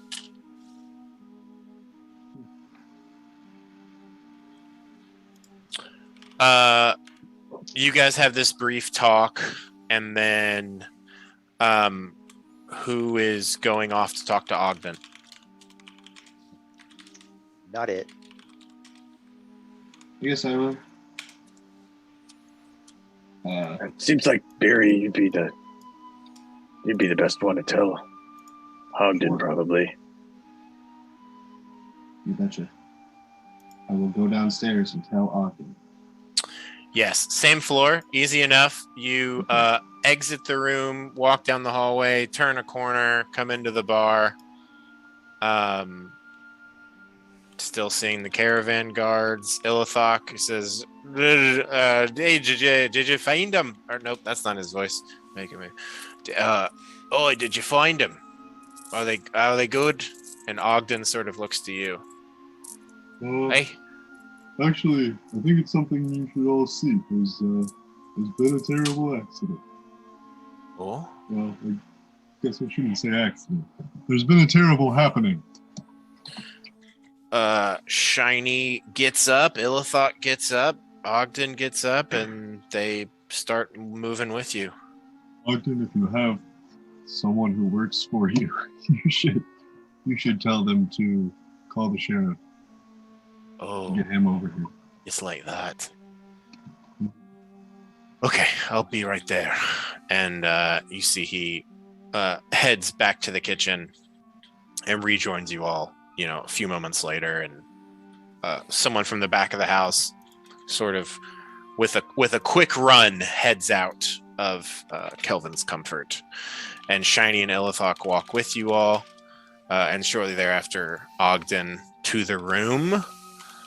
Do you say anything to them as you're walking towards it? It's pretty gruesome in there. Yeah. Okay. You open the door and show them the scene. Ilithok is actually fully drunk. Steps back out and just starts throwing up in the hallway.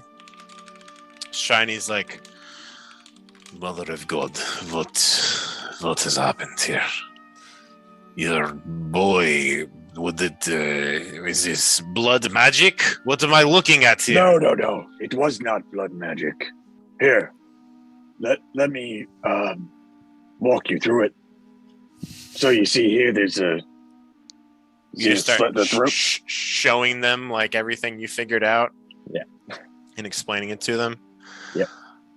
Cool. Roll me a persuasion check with advantage. Right.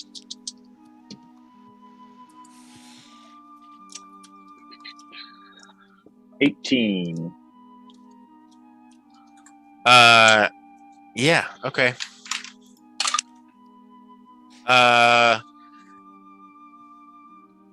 It takes them a minute because of how gruesome this is, but as you explain it and lay it out, and you're like, this isn't something he'd do, like, they start to, they believe you. They think that at least you think you're telling the truth.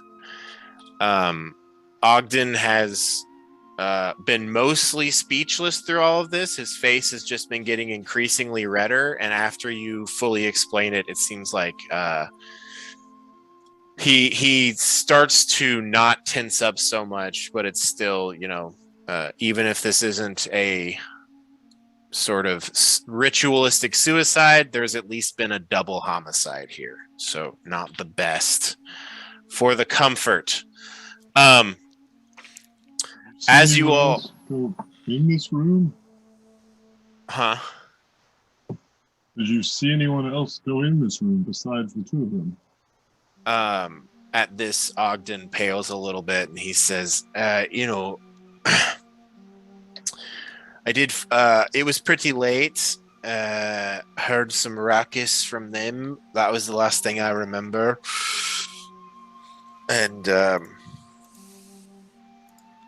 I sort of fell asleep at the bar with my feet up, and I woke up around 4 or so and went to bed. I didn't see anyone come in here that I didn't know or wasn't staying here or having a drink. But I will admit that I was not, conscious all last night. Fell asleep a bit late. I appreciate your honesty. Can I insight check that, I guess? Shiny sort of steps in the hallway and he says, we need to speak to the sheriff and have the sort of undertaker or coroner, whatever the word is, come look at this and confirm what you're saying. And as he says that, you all do hear the footsteps of the sheriff and 3 of the city guard coming down the hallway and turning. What is this? What is happening here? And he sort of just walks over to you all and sees this whole scene. Sort of hardens himself a bit and says to one of the guards, damn it, mouse, come here. Go get Dr. Dr. Canero and tell her we need her here right away. And the guard sort of nods and takes off.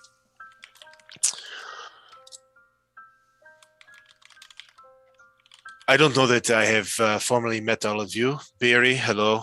My name is Sheriff Markham Southwell. I believe I met you.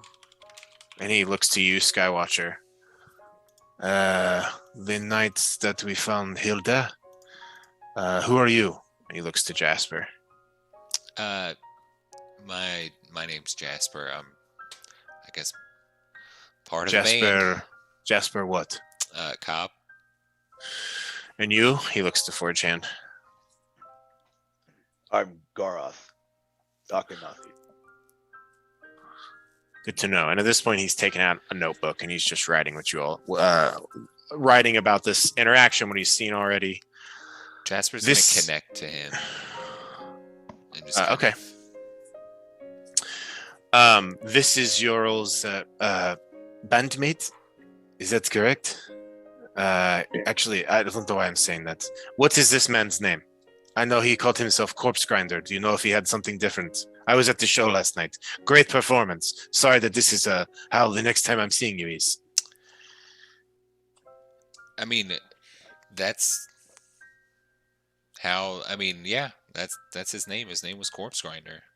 Did you know if he had a last name, a family, anything of that sort?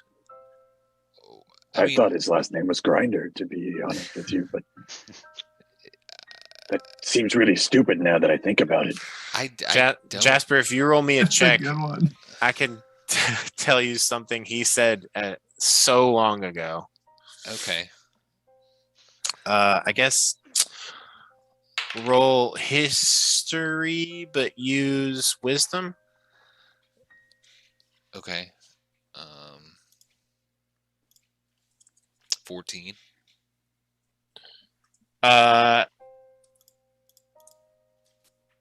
You remember that he said he was from a noble family in Baldur's Gate. Yeah.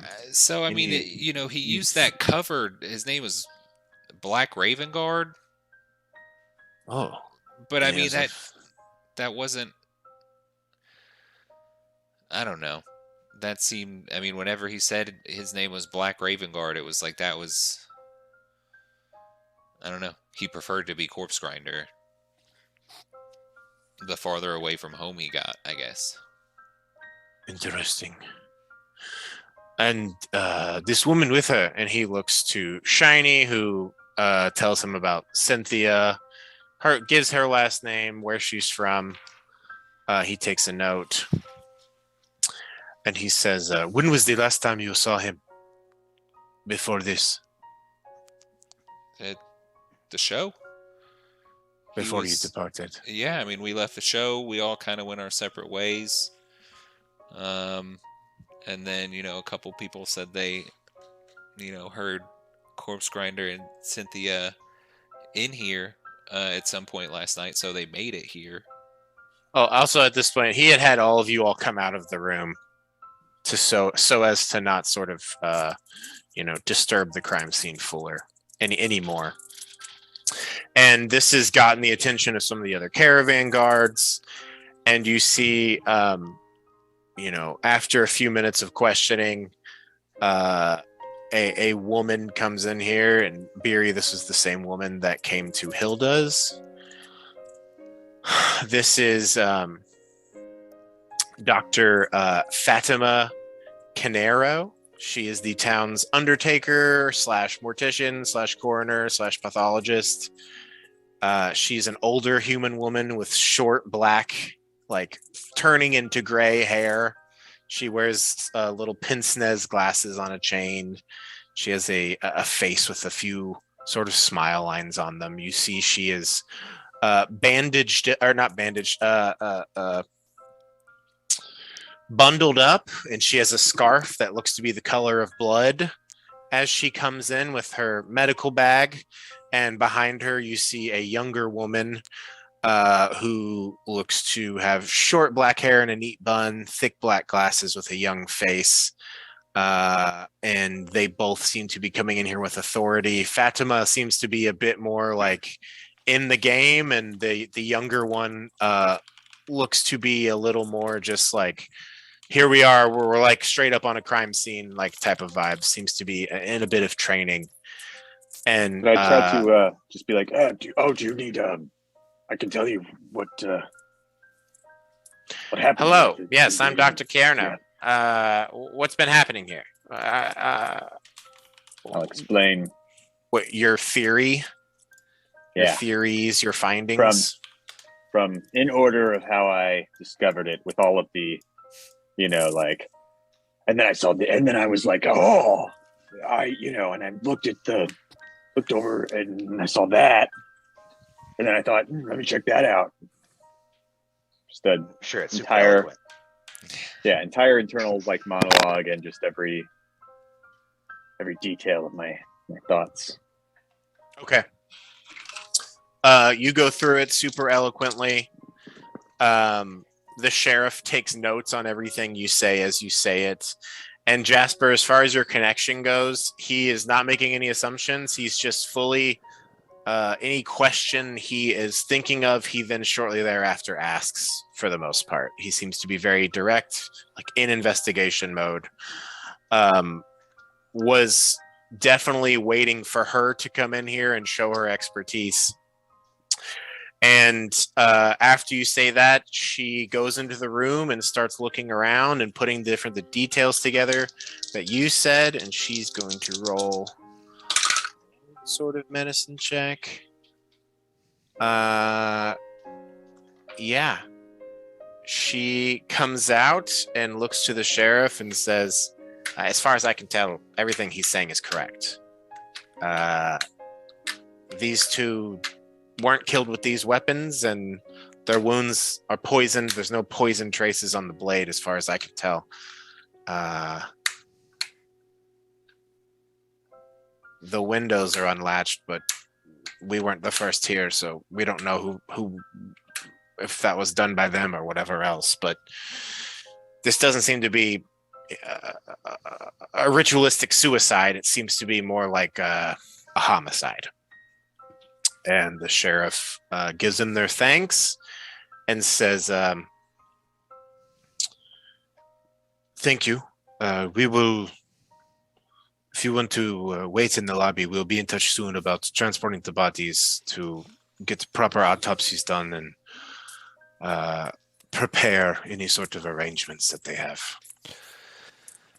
And the sheriff and his men sort of go in and look around this room. It takes them probably another 30 minutes or so. It's about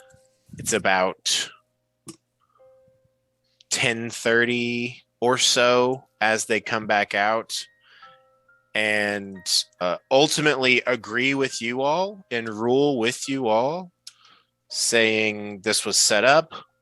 This doesn't seem to be legitimate. They collect a number of pieces of evidence, but leave behind Corpse Grinder's things. And he says, "Well, this is a murder investigation, and we'll be in touch with you all should we found out anything or have any more questions." And you all are given permission to take Corpse Grinder's things. Cool. Are we told to not leave town? You are not told to. You are not told that. Do you? He does look to you all and says, "It looks like you all are ready to get out of here with how bundled and equipped you are. Are you all leaving?" We were planning on it, but no. I mean, Do you know where you're heading to? yeah. You know I mean, exactly where we're at. we were gonna maybe check out the lake monster. Is that a town? What are you talking about? In Bremen? There's like some people are talking about this Thank weird you. lake Yes. monster. Generally, if someone asks where you're going, you don't say like the thing you're doing. You say where you're going. Thank you, Bremen. Fantastic. If you Well, could let me know when you're back in town, I would appreciate it. As of now, you all aren't suspects, so you're good to go. If you want to take your friends' belongings, you can. And Shiny's like, the sword that Cynthia was wielding is a family heirloom, so we would certainly want to take that back to make sure that they get it when we leave. As well as her armor and different things of that sort. Looking to you all. What do you all do? Absolutely. And then is Corpse Grinder's body still there? Yeah, they haven't taken away yet. Okay. Jasper will kind of just walk over, to the side of the bed and kind of reach down and hold his hand for a second, and then slide the bracelet off of his wrist to like join the one that he has. Yes, that happens. Cool. I didn't know if it would just come works. off. Yeah. As you roll it off onto yours, the two connect into one, and you just have one bracelet with two charms. And that he only used one charge of that, correct?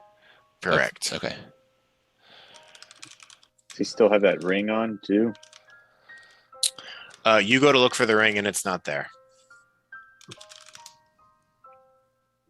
Cool.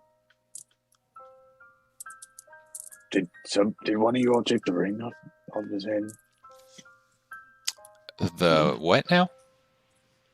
I noticed he was wearing a ring earlier. I just don't see it on him. Not a big deal. I just. No, I just got the food bracelet. Yeah, that's useful. That bracelet, so you know, was the Traveler's Haven one. Oh, the dome one? Yeah. Okay. Sorry.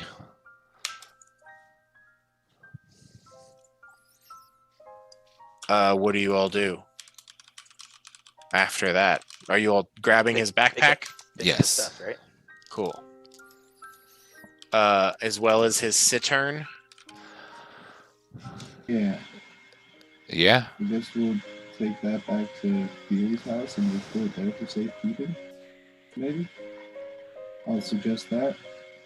Sure. Maybe we could hang it up at the inn that we own Yeah. above the Oh. mantle. Speaking of other towns and our band, our next show is kind of canceled, I guess. I heard from Nerilithan that Mist Ruben burned down last night. What? Yeah, I'm not sure how he heard about it since last night when he was at the show, but Yeah, wait. I hate to break it to you, but I think our lead singer and oh yeah, no. he's also dead now. So I was thinking the next show would be. Oh, well, I guess I wasn't thinking that at any point, but we could have done the show as a tribute to him, but not anymore. Not with the venue. could maybe I don't know. I guess, Elliot, can you remind me how close was the hideout to the theater? It wasn't connected to it, right? It was like its own separate building. Oh, it was the same building. Oh no. Okay. Wait, our hideout? No. With the same building as Mist Ruben? No, the hideout of the Hellions. yeah, the Hellions Oh. hideout. was connected to the very large theater building. Oh god. I guess it would be more like a carriage house, but the two were attached. Okay. Well, wow, that is all horrible news, and I feel like we should go there, but we also, I mean, I don't A lot know. of different directions you're being pulled in right now. Yeah, so you guys are still at the Comfort. Do you all want to go back to Barry's and talk, or are you just having this conversation in the hallway? Yeah, we should go back to Beery's. Let's go. Agreed. Cool. I guess we could be having it while we walk. Yeah, you guys head out to the lobby. Parting ways with Shiny and Elithok. They're just sort of, in mourning. Cynthia had been working with them for years, and they've told the rest of the caravan. They see you all, and you all quickly part ways, heading back to Beery's. You're discussing this as you go. As you cross through the marketplace, a few more nods of recognition. Hey, Equinox, shit like that. You also see one of the Children of Oril open air preaching as you move through. Unless you all want to stop and do anything, you arrive at Beery's. Does the child of Oriel look at us? Absolutely. But Right. most people look at you all as you walk past because you're such an odd group. They're my lead suspects. So Legit. Yes. This one definitely looks at you, but they do not stop preaching as you go. do I get any sense that they're like recognizing the direction we came from, and that it's they probably just found the dead body that I killed last night? That kind of vibe from this look, or Roll an insight check. 18? The look you get is one of, look at this odd motley crew. I've heard about them, but there doesn't seem to be like a directionality. And 4chan, I will be so kind as to tell you, you do not recognize this as one of the Children of Oril that came last night. Okay, cool. They all sort of have distinct appearances by like parts of their body that have been frozen off or frostbitten. This one is like missing most of their nose and some of their chin. The one last night was missing their ears and the tips of their nose, and some of their fingers were blackened. And The other one, it was like they had an entire hand that was frostbitten, and they seemed to be keeping it on. And one of their eyes was just fully missing. Yikes. So yeah, those are the two you saw at the show last night. This is not that person. You Is all. there any chance those are related? It seemed like they happened at the same time.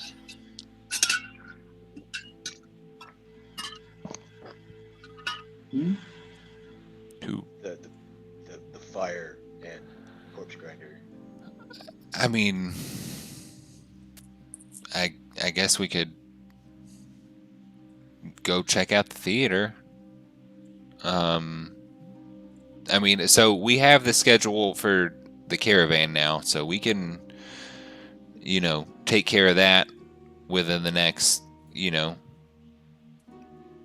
day or so.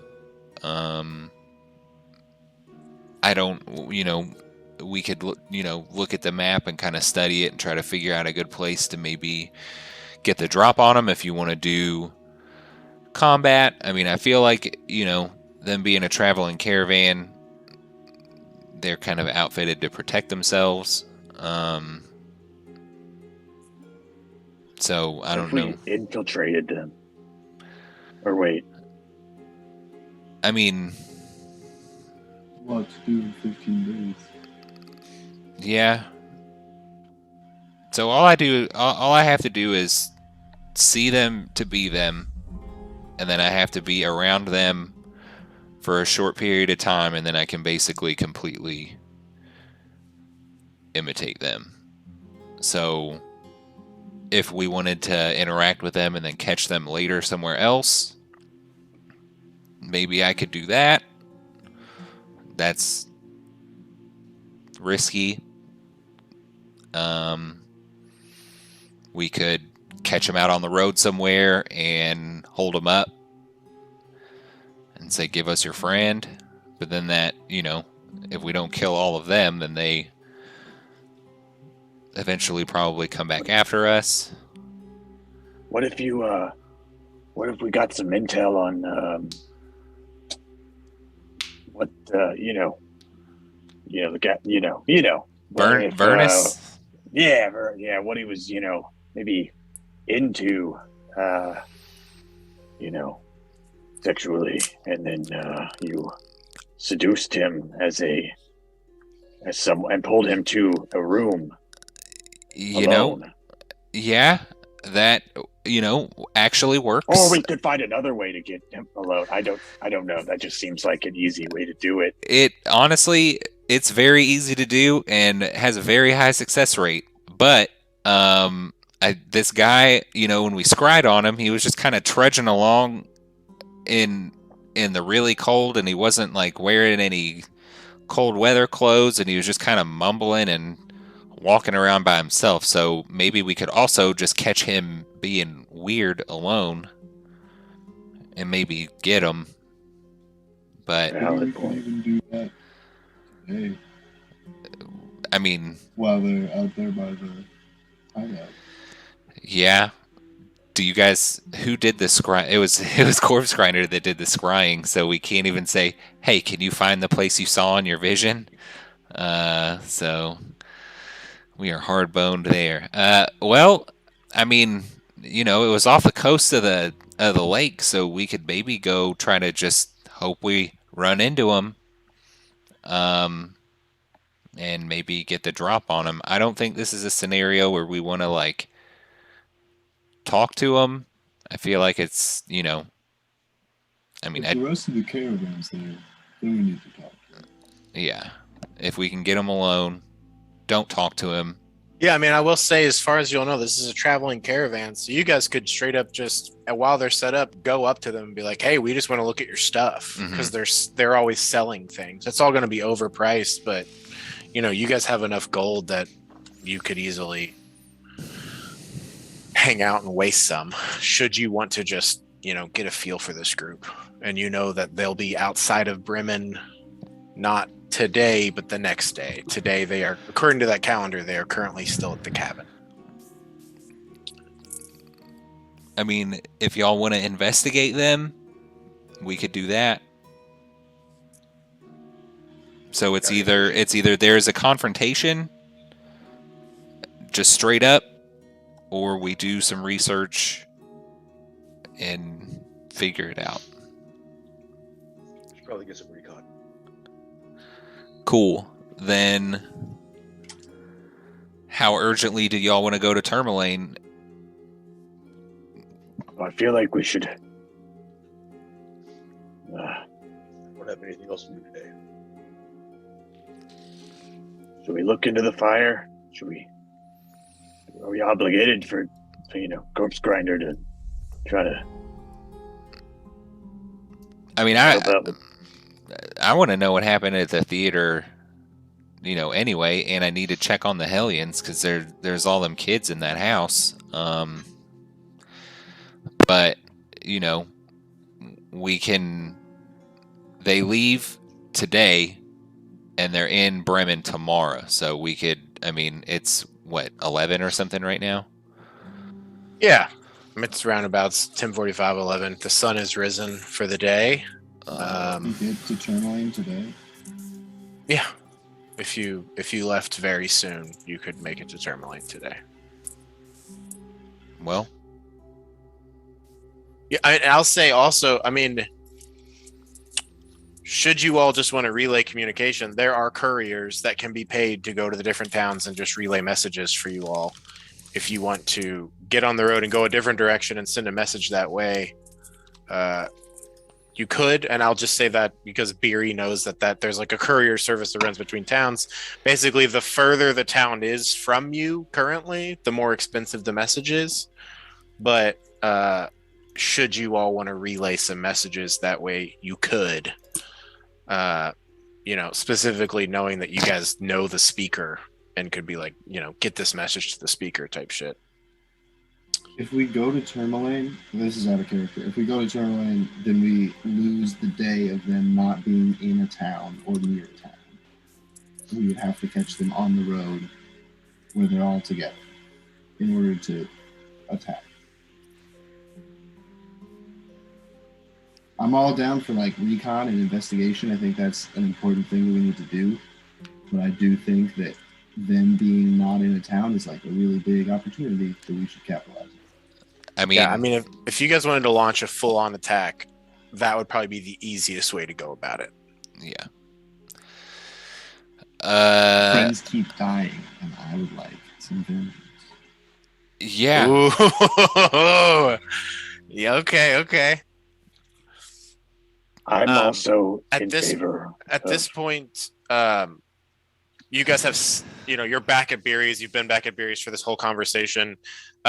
Corpse Grinder's bag has been put on the ground, and Goody has kind of gone over to it and is using one of his legs to slowly take things out and just set them out on the ground. And I'm gonna send you all the contents of his inventory. You see all this shit laid out. I guess really the charm bracelets shouldn't be on there.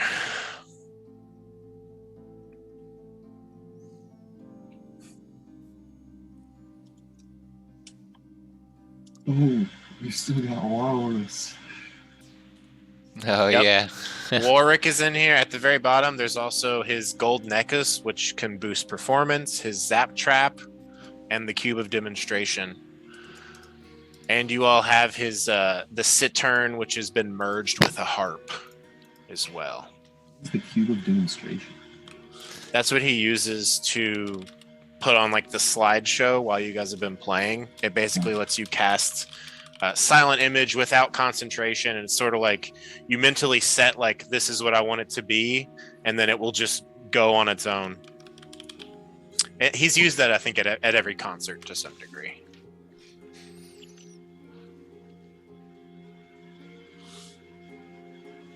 You're cool. Who wants to take this? All this stuff. All of it. Just gonna. How do you handle something like this? Could Goody use Walrus? Oh, totally. Goody can attune to objects. Goody can do it all. Wow. If you all want to take like a good 10-minute break or so and potentially sort through some of the stuff, we could do that if you'd like. Okay. Okie dokie. Cool beans.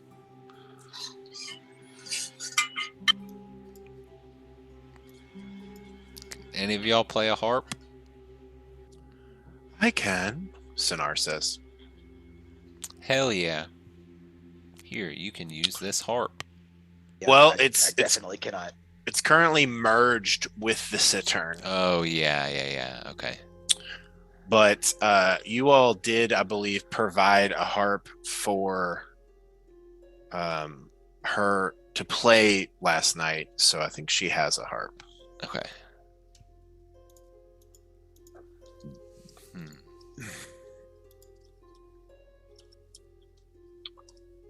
I don't know. Say we give Walrus to Goody. That's a good use of his action to summon Walrus. Absolutely.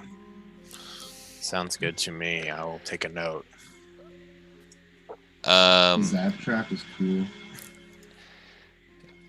Do you think that that's something that we want to put behind us, or something that we should put in front of us and then draw people into? I think it would depend on the circumstance. Cool. Okay. Also, didn't we sell all of those Equinox shirts? That's on the list too. Yes. 1 second. Mm. Let me update this. This is going to Goody. Where are the shirts? I was trying to go through this. 70 Equinox shirts. Correct. Great. That's been removed. I think. That Evan typed this because it says water skiing. Yeah. Skein. I'm gonna say that the mammoth meat he has is frozen like out back behind your house, with Beery still, I think, not knowing that it's mammoth meat, or maybe willfully ignoring that. I know it's mammoth meat. Mammoth is not what I am. I'm a person. Cool. It's All like right. a human being upset by gorilla meat. Okay. Legit. I mean, I don't think Elliot, would eat gorilla, I also would not eat gorilla. but I understand what you're saying. Yeah. Not exactly. Yeah. I have the details for all of these magical things, should you all, when you take the time and use them or examine them more, I can send those over. Jasper would totally wear the necklace, but he already has two. So. How was that relevant? Why not wear another one? Well, they're both magical. If I'd known we were gonna have all this stuff, I might have given BB something a little bit better earlier today. Well, you Probably could just give it to me. I don't know that I like you any better than BB, to be honest with you, Bush. Thank you. You gave him a gift, right? That's a good point. You like me the same? I don't know. I don't know. I guess. Beery- Go Alright. ahead. No, keep going. I guess I've been a little hard on old BB and you. I don't know. Maybe I'm getting soft with it. It doesn't matter. It's just. Hey, will you teach me how to do magic? I don't. I can try. I guess you're Bill Gotcha. Bush. Yeah, I Okay. am, baby. I helped you make a potion. There's no reason you couldn't teach me how to make magic. You are magic. Right, there you go. All the more reason it flows through me. Eat of my blood, drink of my flesh, or whatever. It's been taste my berries, baby. True. I can. Yeah, we can give you. Yeah, I'll work on it. I'm sorry, Okay, Corpse sit Grinder down, got murdered, you all. That's a real fucking bummer. Yeah. Yes, he will be missed. He was a very talented musician and a skilled mage. Yeah, a good I thing. had never heard music anything like that before. That was actually pretty impressive. I don't think anyone ever has. Jasper's just like noticeably not saying much. Agreed. That was quite a unique sound he could create. I'd never heard anything like it. I'm glad I got to dance to it so much.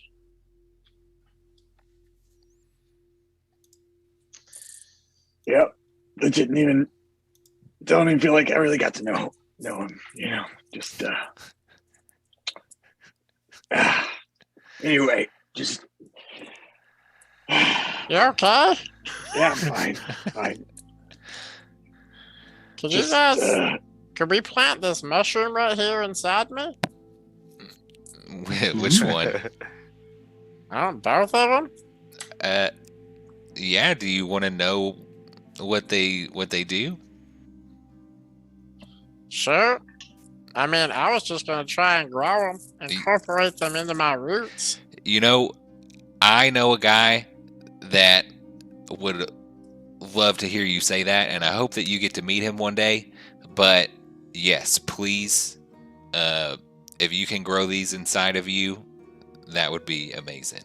I'm going to try.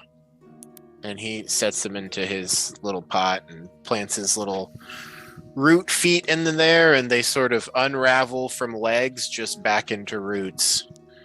And he just sort of sits there and takes a look at you all.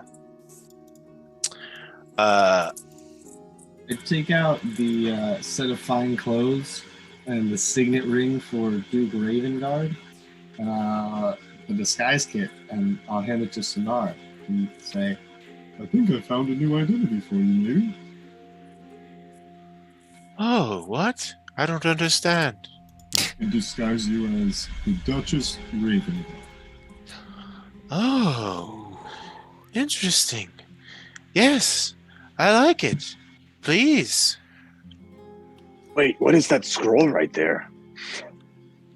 Oh, what is this? yeah, I'll open that and read it. Scroll pedigree. Yeah, excellent. Legitimately just overlooked that until just now. Yeah. At the very top of the list. You open this up, and this is basically sort of a statement about Corpse Grinder, whose real name was Fenris Schuldiner.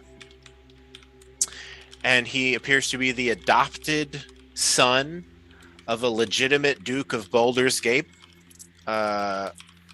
What's his last name exactly? Or his first name. Sorry, hold on. His name is...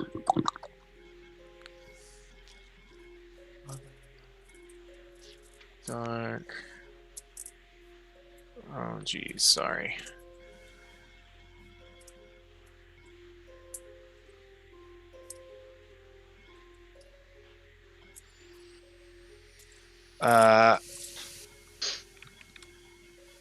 He is the adopted son of... Oh gosh, why did I click it and then it changed shape? Here we go. Duke Dilliard Portier, and Schuldiner seems to be his mother's maiden name that he kept. And Weird what? oh, sorry, I put it in the wrong chat. Boop, boop, boop. And it also sort of lists his step siblings and his mother. Ooh, man. This is such fine writing. My old eyes. Give me just 1 second. Compassion Schuldener was his mother's name. And yeah. You have uncovered more parts of his identity that he did not share with you. He has all this various paperwork that he could use to get through, like checkpoints that had to do, and barriers that would involve his nobility. He seemed to have legitimate ways to get through. Jasper, while you knew him, he never really brought this stuff up or talked about it or used it. It seems like he was trying to sort of move away from it. You also find this whole fake identity he created of Black Raven Guard. So, does it look like that lineage thing is like legit? Like it doesn't appear to be like a forged document or anything? This is a legitimate document that proves his attachment to a proper family of Baldur's Gate. Okay. The Duke Dilliard Porter. And his mother is now Compassion Portier, but her maiden name was Schuldener, and he kept that name himself. Okay. And the letter from his mom that you see, there's a letter. Do you open that and read it? That's what I was going to ask. Did Barry pick that up also, or is that just kind of sitting there? Because I'll say she sees that and it says like to my darling son on it. Yeah. So are you going to open that, Barry? As he kind of no, that seems goes like and grabs it. Privacy. I think he'd want us to read it, don't you? Just continuing, not ever really stopping or looking like he had any intention of stopping. Well, he didn't share it with us during his life, so I can't conclude that he would want to share it with us. I don't know. I just think that he probably wants us to. Guess. All right, here we go. Yeah. Want me to read it out loud, or? Well, yeah. Now I'm curious. I don't have the exact text of this. I'm just going to give you a summation of the letter. It's basically being like, my dearest son, the disturbance you brought to the gala filled me with such sorrow. I have changed the mind of your father. And you see that corpse grinder here has crossed out and written step over top of it.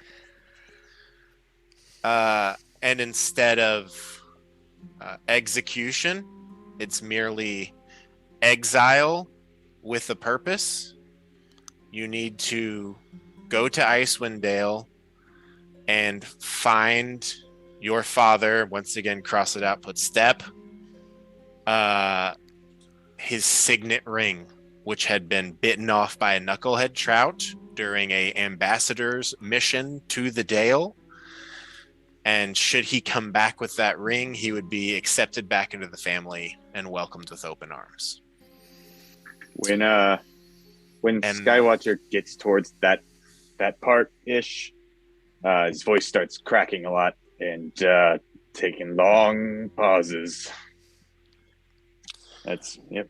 And essentially it concludes with, please take the utmost care. Transportation has been arranged. I have provided for you a suitable purse for survival should you not be indulgent. I love you and cannot wait for your return. Compassion Portier. She used the noble name. Yeah, that is what's in there. Well, a triple Fine. identity. So that was true. The whole thing about the ring was real. All right. Or he just takes his job as a spy very seriously. Yeah, he didn't seem like a guy that took very much seriously. I don't know. Do you think he wanted to just get back to his mom? Just go home. I don't know. Skywatcher seems to be like obviously having a bit of an emotional break over this. Was that ring that was on his finger a signet ring? Was that a signet ring? I don't know. What ring are you talking about? One, he had it. I don't know. I just want him to go home. Oh. Well, maybe he is home. Maybe we could send his remains to Baldur's Gate once we complete the pass. Well, now we know where they go, I guess. So, yeah. Or you put him in the freezer? Is he still warm? Is he still warm? Yeah. No. He is gone. Or, well, he's not with you all. Yeah. The town coroner has taken him, and I would have. I would say they would ask for like what arrangements you all wanted, and you all were like, "We'll get back to you." Okay. If that's cool. This thing was fire. We probably want to be cremated. Yeah. If you cremate him, you can keep taking him on your adventures with you. You can put him in my potting soil, and I could eat him, and then you would be eating of mine and his blood. Oh, that he would like. You know, I think that just made it sound really creepy. Yeah, that's what it's supposed to do. But I mean, that's good. That's really good for you, right? Like, Oh yeah, be carbon rich, baby. I think he liked the idea of his nutrients going back into the soil, back into the earth. And then you can eat him. yeah. All right. Maybe I get some of his magic. That's how magic works, right? I think so. It's not how magic works. It's not. Sonar comes What do you over and mean? says, "Skywatcher, do you want a hug?" Maybe I do.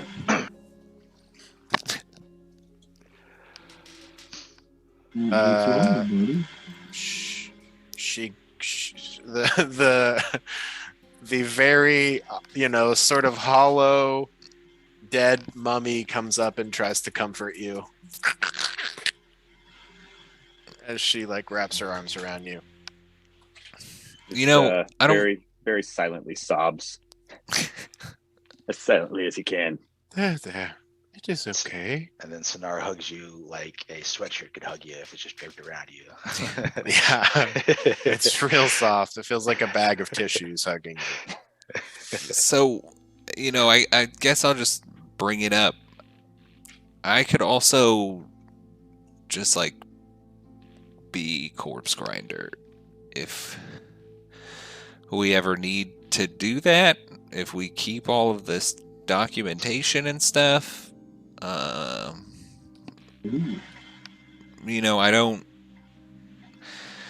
don't know anything about that stuff. We could try to look up, the Duke or whatever, but for now I could just look and sound a lot like him because we saw him completely naked.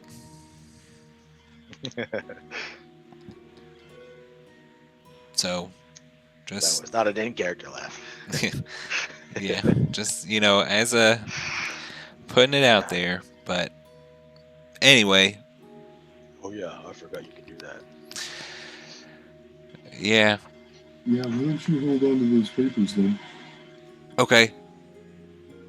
If you want to take his set of fine clothes, Well, Sonar's wearing those. Yeah, okay. His so he has a signet ring for a duke that he's not actually related to.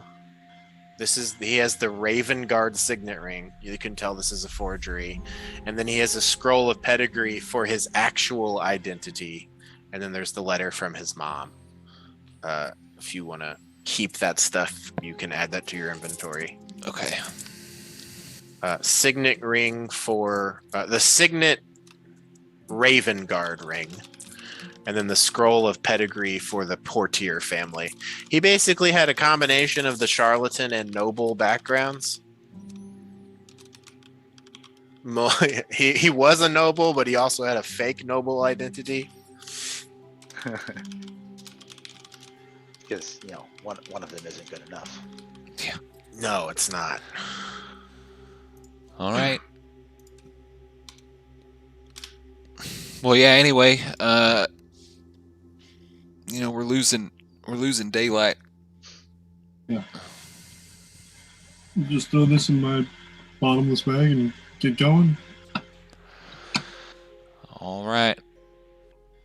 Unless there's anything else that anybody wants. Hit the road. Jasper's gonna look around through the stuff. I should also say you find. Can someone just write that in chat as I say it?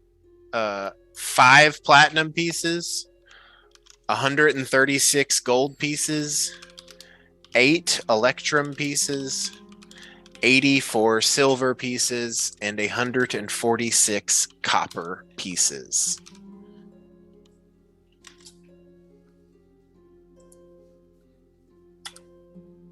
Nice. Oh, what is this? Sonar is finishing this hug with you as she's patting your back. It feels like there's something in your pocket, Skywatcher. And she sort of steps back. What do you mean? I guess I'll pull it out. You find the ring that was on Corpse Grinder's finger. What is this? I don't know. Did you put this in here? No, did It was you all along, Skywatcher. What? No. I couldn't fit through that window. Wasn't this There worth were a 2 great- sets of feet. Yeah, and I have 4 sets of feet. No. Wait. You know what I mean.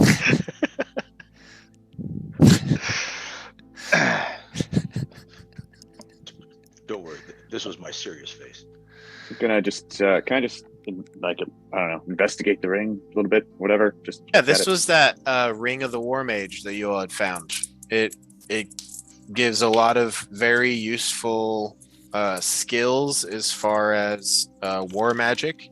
You have the feat that it offers, but it also grants proficiency with con saves, and it increases your con score by 2. In addition, it would grant the Warcaster feat to whoever wore it.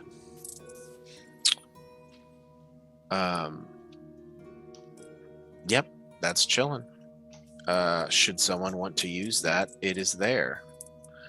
This is worth a great deal of money, and it's a very powerful advanced piece of rare magic. Highly advanced spellcraft. Does anybody think that this would be useful for them?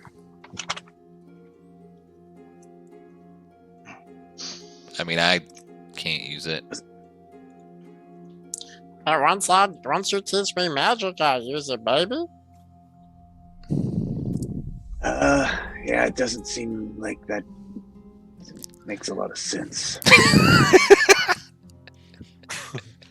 But I'm always concentrating on spells for you. That's true. Yep. Hey, you do that.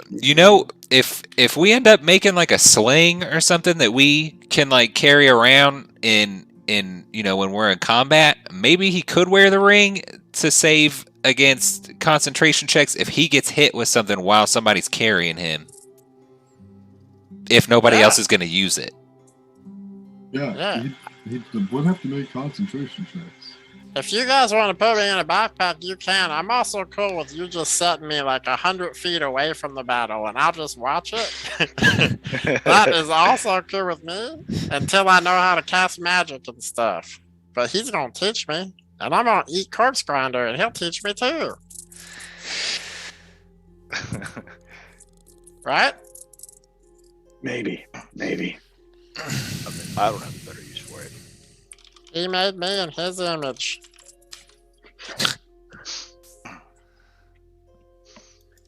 I'm not exactly proficient with magic. I'd have to think about it if I wanted. Do you have out of character here? Do you have that info on that? Just to Yes. compare against the shit that I have at a later time. Yeah, so you're currently got the moon sickle, which is boosting your spell magic, the periaptive health, which honestly I don't think you've had to use once. It I don't think I have either. It auto stabilizes you if you get injured. That could also be great for Goody if you guys did want to pass something on. And then there's the Agate Staff of Awakening that you also have. The Ring of the War Mage grants you the Warcaster feat, which once again you already have. It increases your con score by 2, which would retroactively increase your health while you're wearing it. And it gives you proficiency in Constitution saving throws, which I don't think you have as a druid. I think druids is intelligence and wisdom. Don't know why it's intelligence at all, but that's correct. Well, because you have to pick one of the 3 bad saves to go with one of the 3 good saves. There we go. That's what it is. Yeah. Well, when it does come time for an intelligence save, it is good, in the rare moments that it happens. That's right. Here there's a reasonable chance that I'd probably the end Ring up of the War taking that. Mage. Yeah. It would also go great on Beery if she wanted to give up one of her things. That's exactly what I don't want to do. The only benefit that would give for me is the con score increase. Yeah. Yeah, I guess Beery, because you have that amulet of transfer concentration. The only thing would be that goes to Skywatcher and you take the ring so that Skywatcher can transfer spells, but it's useful for both of you all. There's a lot of druid concentration spells, but there's also a lot of cleric ones. It seems slightly less useful for me just because I already have Warcaster. Yeah. Do you have an open attunement slot for the Amulet of Transferred Concentration? I don't, but I probably could, like Elliot pointed out. If you want to free up the periaptive health. Yeah, because it's not... Is it health or wound closure? Wound closure. Wound closure. Actually, but sorry. I still don't... I haven't... It's never been activated. What is basically, whenever you roll a hit die, you double the amount that you roll, and if you go unconscious, you automatically stabilize. Right. Like when your turn starts. Right. Yeah. So that's so fucking... I really like it's that. useful when you need it, but I mean, I don't know that you've had to use it that much. Should probably give that to Jasper. You still get pinged 3 times in So one he round doesn't die. Before your turn comes up. Yeah. I mean, and you also have 2 companions here that can use some of these items. Sonar can also attune to things if you guys want to arm them up a little bit before you guys make this battle. You are without Drea, without BB, and now without Corpse Grinder. I sent the Ring of the Warcaster information to the chat. If you guys want to switch things up, you can.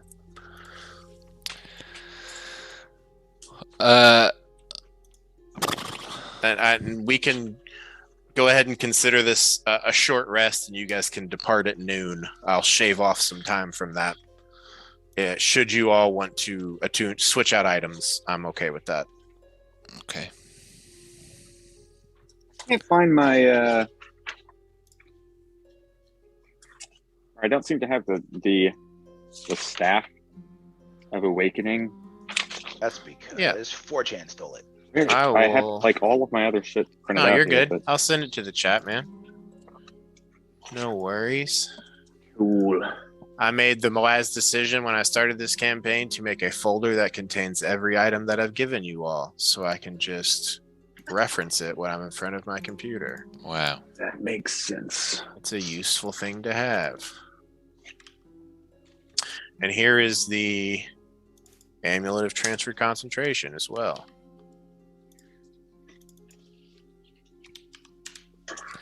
Wow, we have so much money now. Did you all split up his money? I did, yeah. Okay. Did everyone take accounting of that? I haven't yet.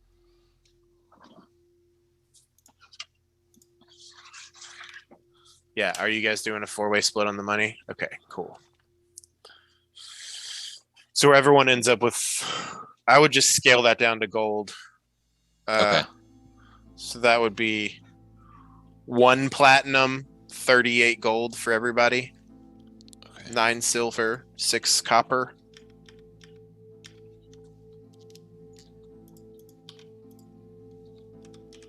Did everyone catch that? I will repeat it again.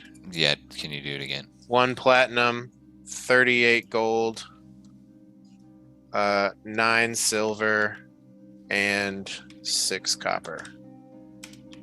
There's 2 pennies left over. I don't, someone take those. Okay. If you guys are switching out items, what are you attuning to? Jasper's not changing anything.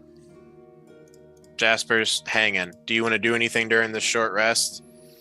He is going to attempt to lubricate the card contraption.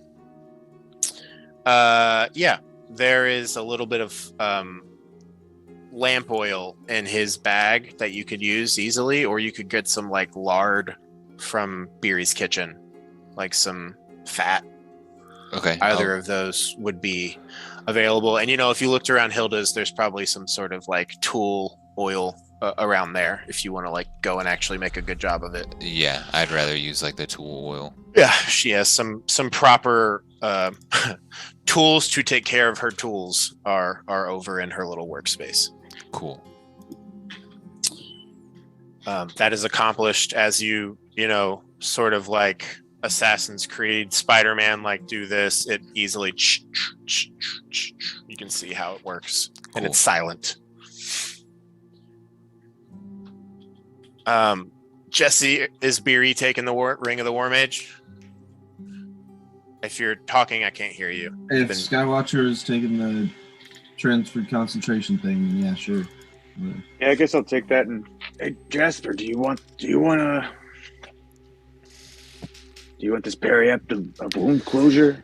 It Help sounds. you out when you're dying. Yeah, well, so I got these fancy leaf boots that make me real quiet. So I think hopefully I'm getting better at not dying, but I also just kind of have some stuff that I'm already using. So thank you. I might take you up on it in the future, maybe, but I'll take it.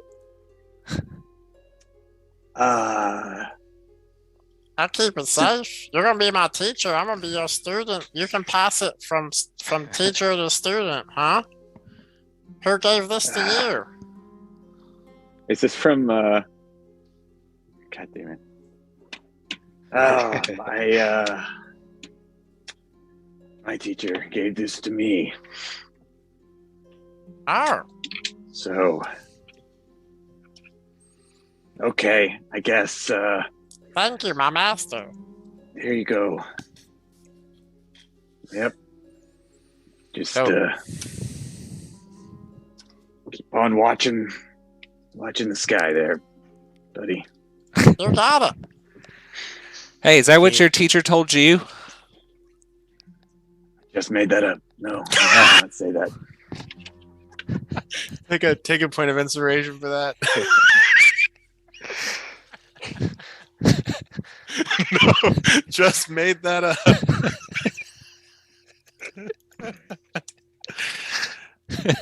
Yeah, you take this periapt off of your neck. You haven't taken this off since you left. And there's like a deep breath there. And you look at this weird little tree who's got little mushrooms underneath of him. You've been eating his berries. He seems to genuinely he's like, please teach me. Like, he seems like an eager student. I don't know if this reminds you of you as a kid. I don't know how Skywatcher was when he was younger. or if it was more like wasn't a bush, but yeah. Well, Yeah. I mean, as far as the eagerness to learn goes, but you place this necklace around his head, and he sort of like settles it into a base of his body, and you see a few little like roots grow around it to kind of like hold it in place on his version of a neck with his weird little body. And he sort of settles down and starts concentrating on it. He's got 2 little mushrooms in there, and he's got a statue of a walrus. He's coming together. I feel like he's actually just turning into like Meatwad when he rolls over a bunch of shit and just collects it. Just all Maybe stuck in one his day. meat. Yeah. Or we're burning daylight. Yeah. Yeah. So, Beery, as you attune to this ring, once it like comes online, you're like, oh, I feel the charge fully. And you gain, what would that, 3 extra health points? You gain proficiency in con saves, and you now have the focused, concentrated mind of a warcaster. You're going to be rolling checks with advantage, and you will be able to reactionarily cast a spell if someone attacks you or Damn. tries to move away from you.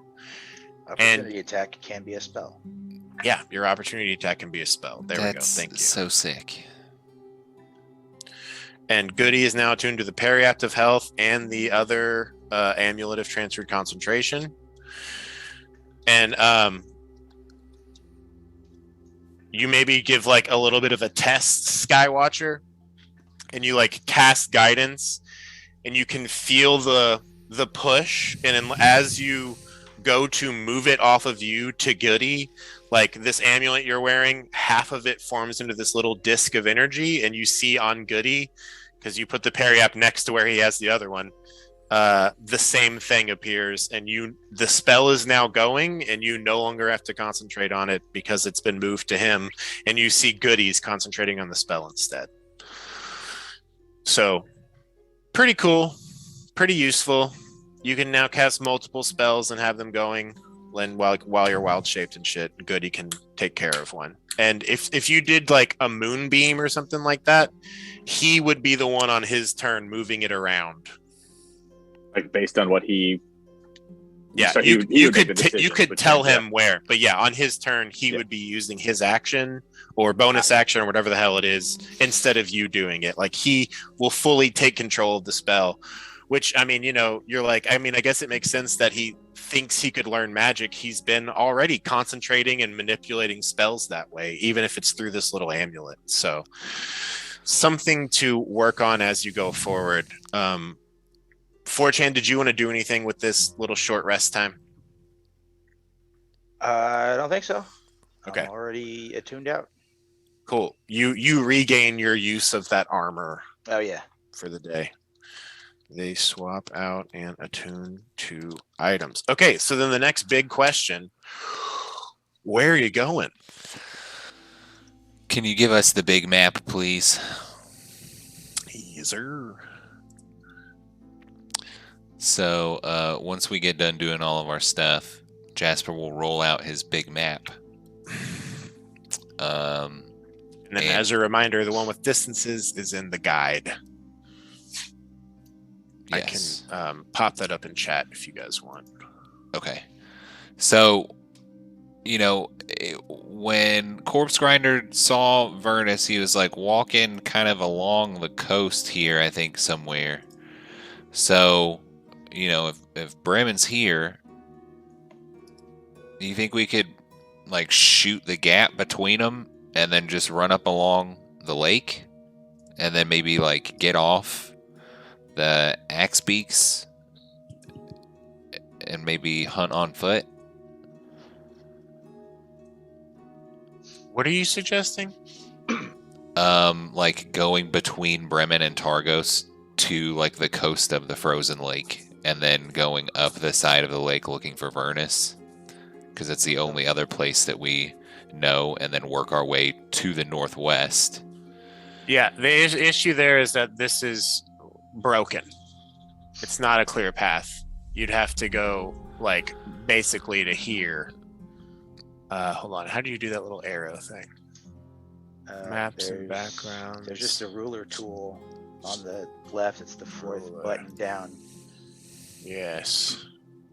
Great. So you're talking. Wait, how do you do it? Oh, Snap? If you hover it, pick the no snapping version. No. Oh, no snap. Cool. So it'd be more like you have to come. Stop. You'd have to come this far over because this is there's running water there. Yeah. Or you'd have to ford through freezing water, which we could also do. The ice is not consistent and uniform across the lake. There is a chance you could fall into the water. Could we do this? The alternate would be And then here to go like Targos, this? and then Targos. I mean, again, you're crossing through an area where there could be Oh, yeah. thin ice. Okay. The safest thing to do would be to go here to Targos, Targos to Bremen, and then come on the outside of that. Okay. Crossing this lake will inherently bring dangers with it, just so it's clear. Well, I mean, we could just pass through the towns. Or go around them.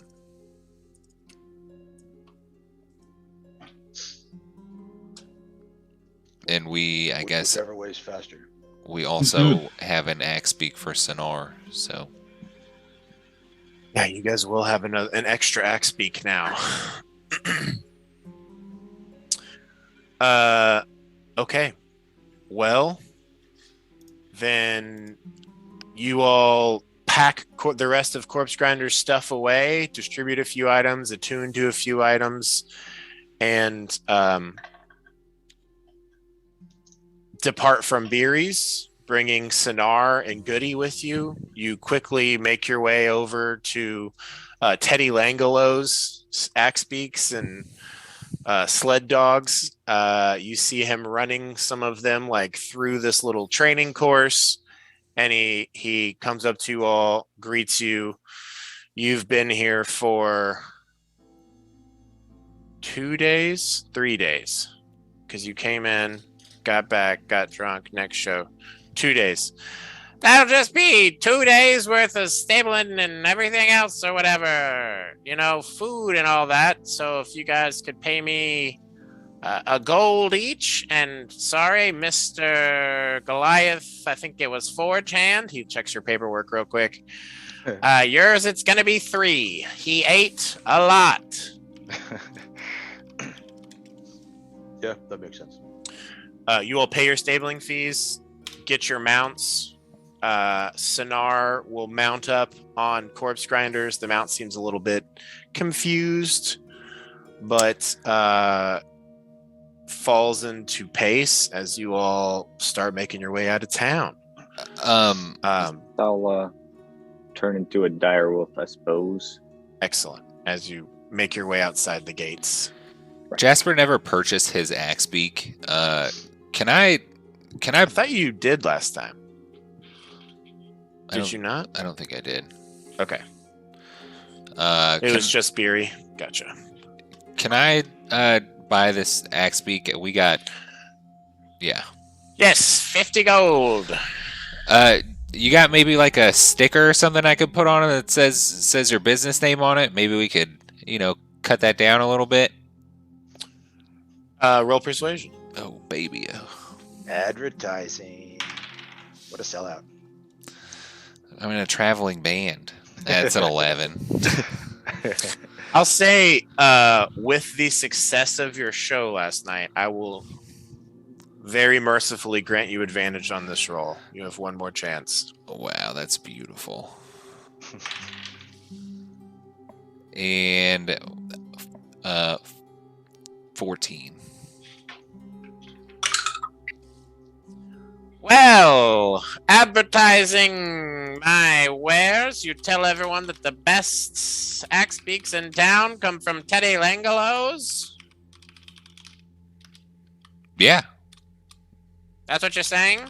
Yeah, anytime anybody asks me about my axe beak, I will direct them straight to you, and maybe sometimes I'll say it when they don't ask me.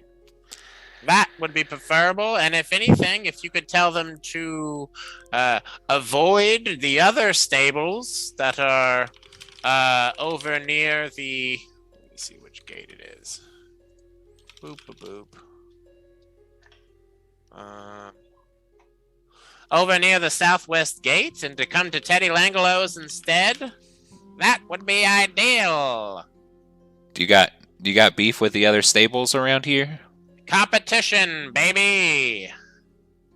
All right, cool. So how much do I owe you? Let's call it an even 37 gold. An even. Sure. Great. Deduct accordingly. In what world is that even?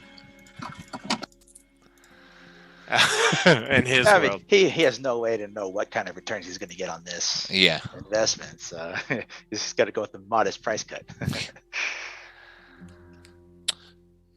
Cool. You pay that amount, and we move forward back in time. Sorry, I thought everyone had already purchased it.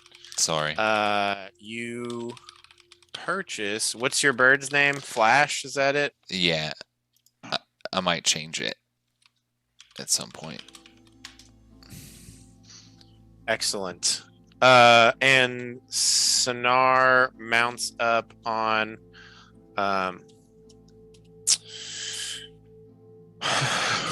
what was Corpse Grinders? Oh geez, it was something silly, right?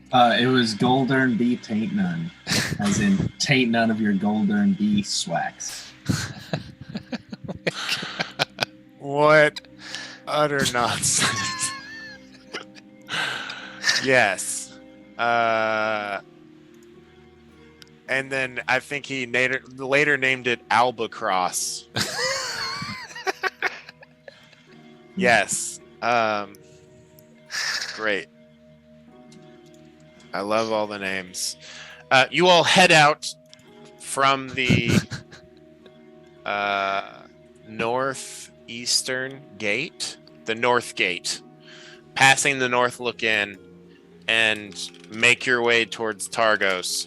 And now we're going to actually take a 10-minute break where I'm going to step away from the camera. Cool. Okie dokie.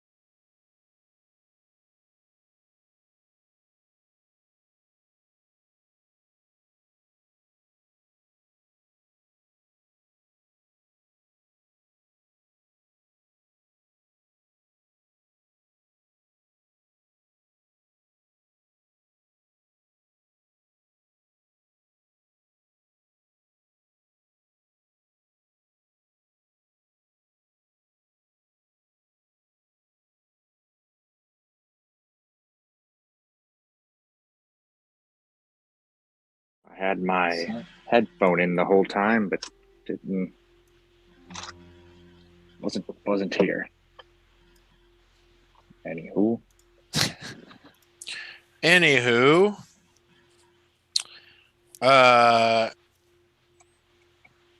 1 second. Is everyone good? Everyone has various hydration and whatnot.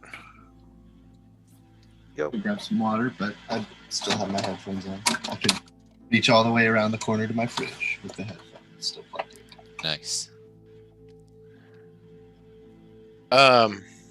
Cool. So, putting my phone down.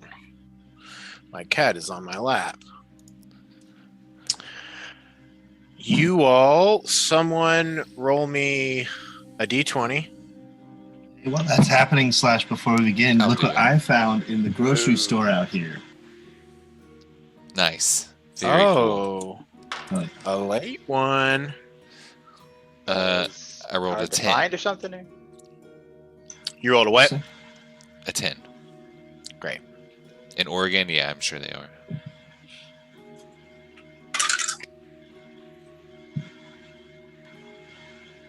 I wonder what that 20 and 1 that I rolled at the beginning of the session was.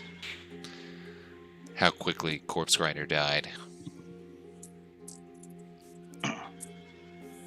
It was interesting. 20 and 1. As you all hit the road, Jasper's gonna flip his cloak inside out so that the white's on the outside. cool. Oh, can I also say that Beery grabbed a black veil that she has for mourning? Absolutely. She Yes. wore it for a couple days after Hilda died, too. Y'all saw it then. Add your black veil to your inventory.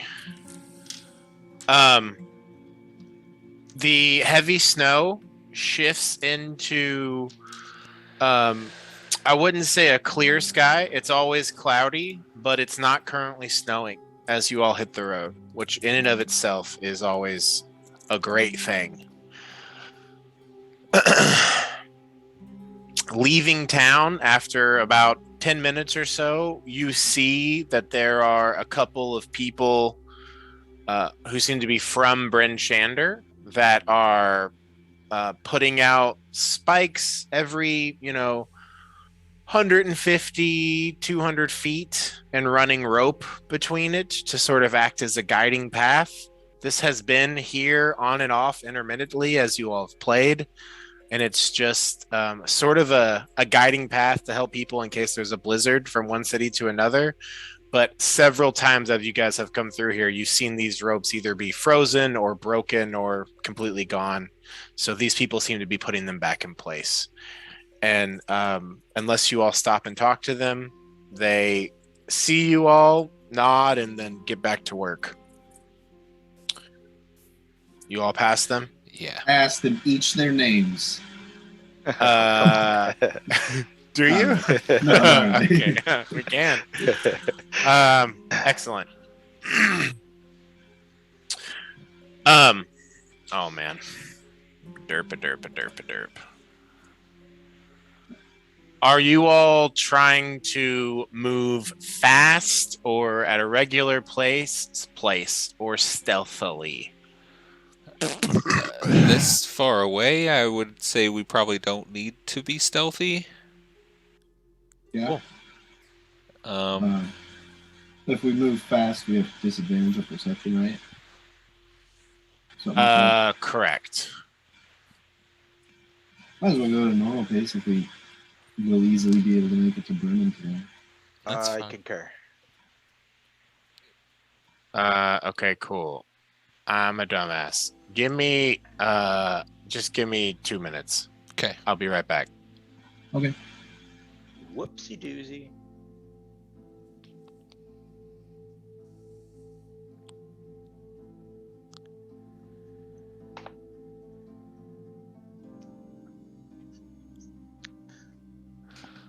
If you all want to talk amongst yourself as you're traveling through the dale, you're welcome to.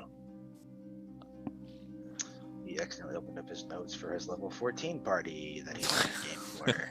So we're We were gonna die in the next fight. Yes.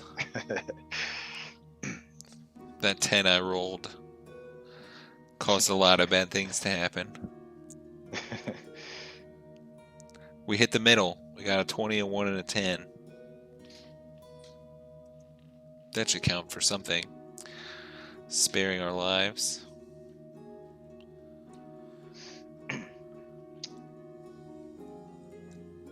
We certainly covered all our bases. Yeah.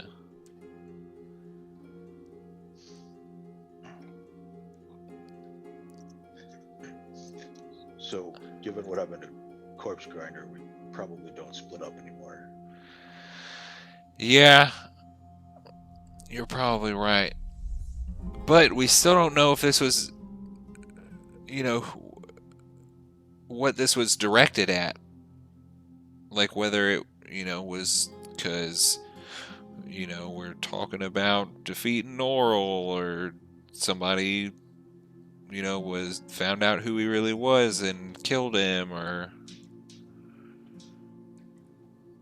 I don't know. I mean, I guess we just kind of only know that it wasn't what it looked like.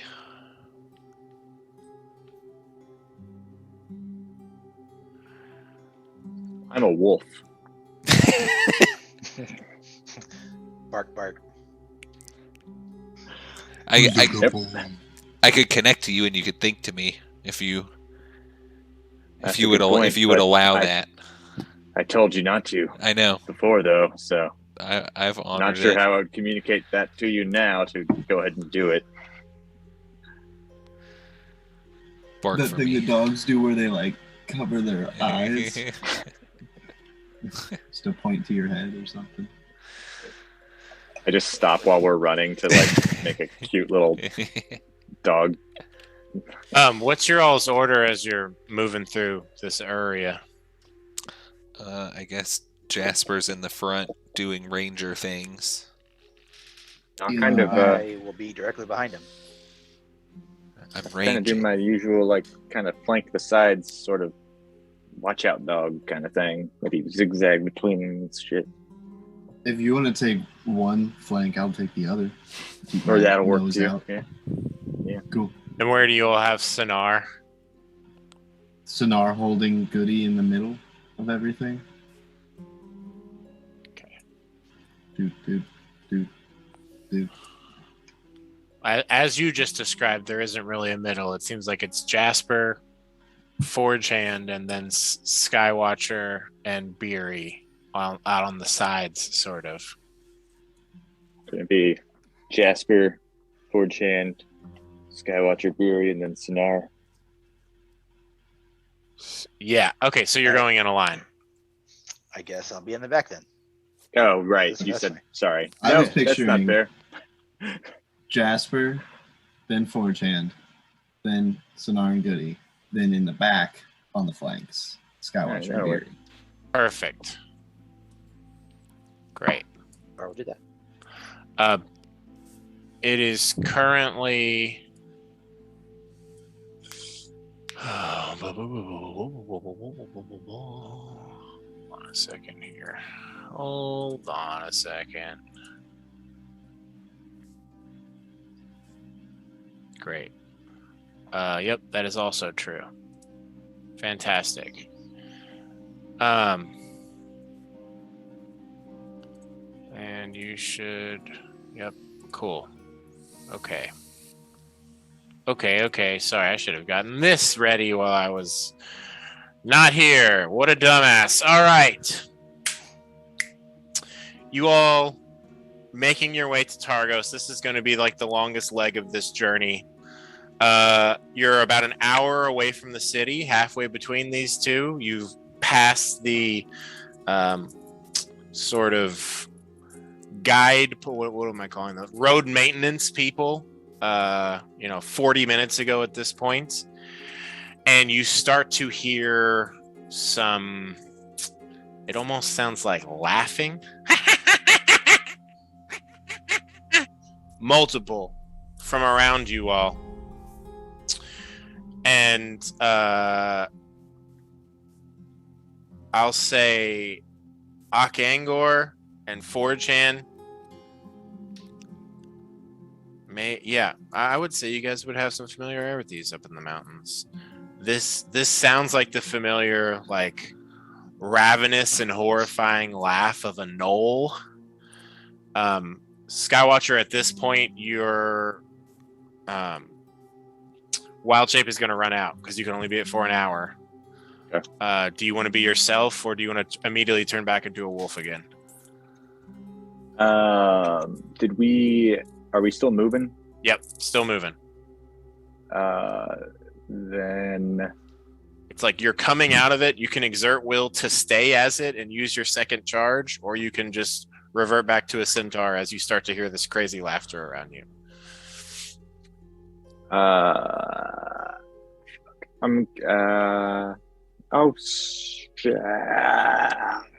turn into a centaur.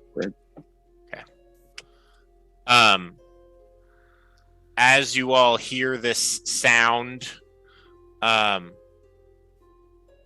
bursting out of the snow around you all, as if they were waiting and watching, you all see 5 white furred gnolls, hyena men, and I just need everyone to roll for initiative. They gave up their chance for a surprise round because they ravenously and horrifyingly like yowl and bark and laugh when prey is getting near. Got another natural 20, so that would be Dang, buddy. A lot of Yeah, nat 20s this Because day. they're cocky assholes. They gave us a Because they're crazy. prize. That's cocked. Yeah, 9. which is Very still good. only 22. Actually. You all see this map? Yes. Again, Is Yep. it fairly well lit? It's green, baby. seems like it. Yes. You can see everything. Beery, I mean, I can turn your light off if you would like. Oh, I probably would have had it on. Okay. It's still daytime, so it's still, there's dim light all over. I suppose I would not have had it. Okay, cool. I was just remarking about that for what it looks like, but yes, that makes sense. How do I turn that off? Elliot, you remember this. I bet I could. I got it. Do. Emit light. Token emits light. No, it doesn't. Not right now.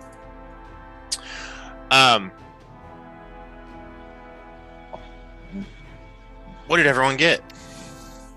7. I got a 9.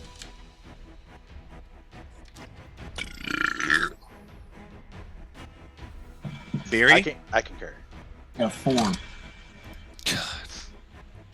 Really? You all can Am I use going first? your mounts and their speed. No, you're not. Skywatcher rolled super good. You Oh, can that's use your mounts on your turn. As like part of your movement, or if you want to dismount them, you can as well. Skywatcher, what'd you get? It was 22 total.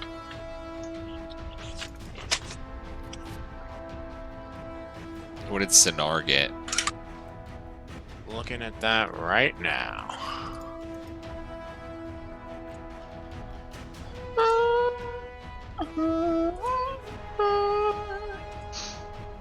We get the turnover thing up by chance? I'm not using that. I just have it on a piece of paper. Okay. Sonar got a 6 -1 for 5. Wow. We did very poorly. And let's roll for the baddies.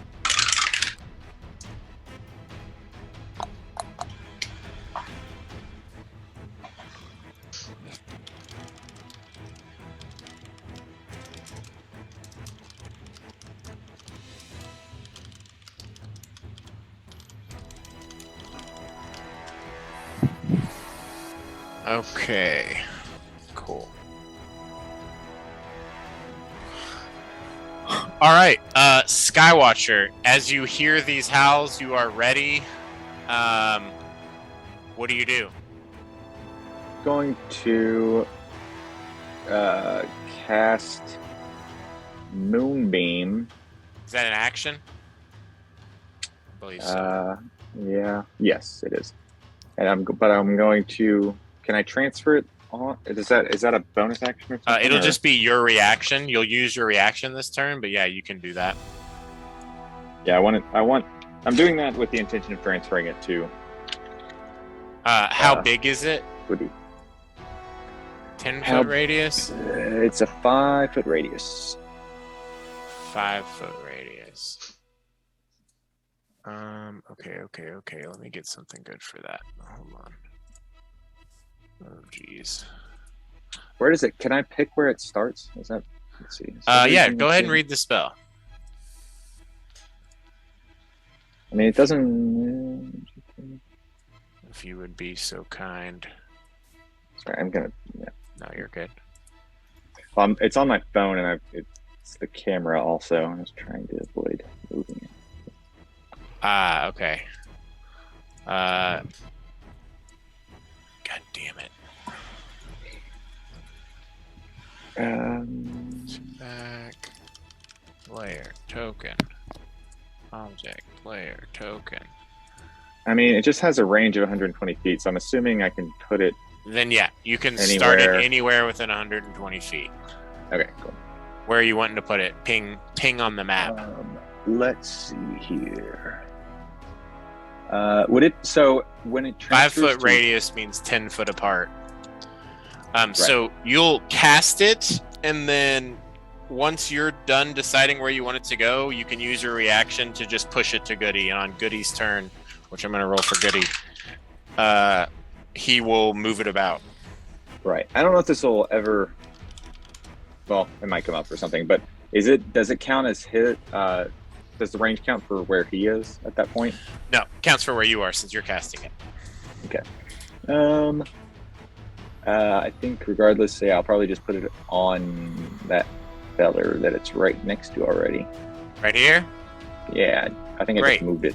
Cool. Yeah, you should have. I just copied it from the other map, so you should still have the same permissions.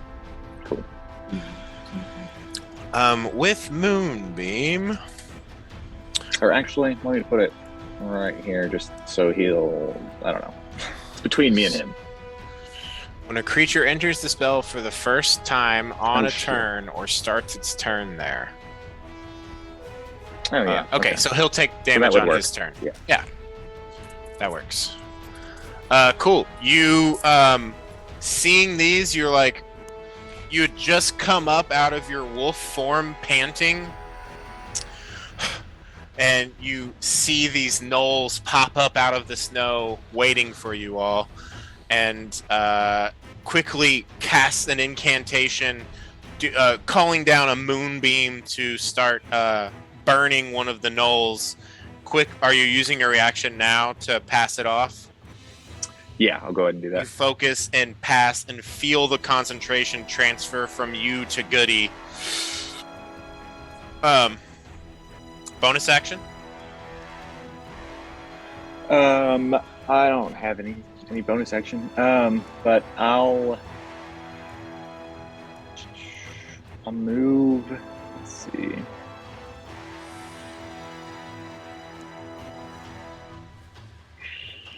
Here.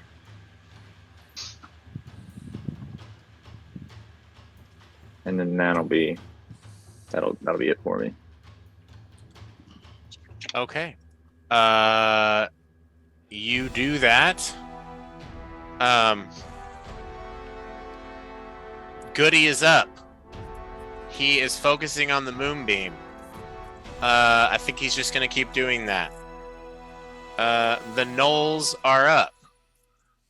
Your moonbeam does an amount of damage at the start of this thing's turn. It has to make a con save. 3, it fails. Roll 2d10 radiant damage, if you would be so kind, Tony. I would love to.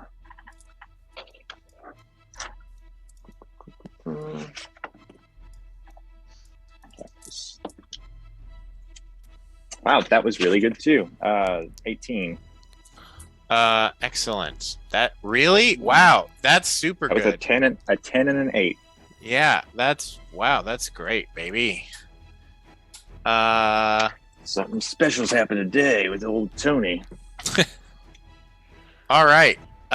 You burn this, or I guess Goody does at this point, nearly cooks this gnoll to death. That does not stop it, though, from charging forward.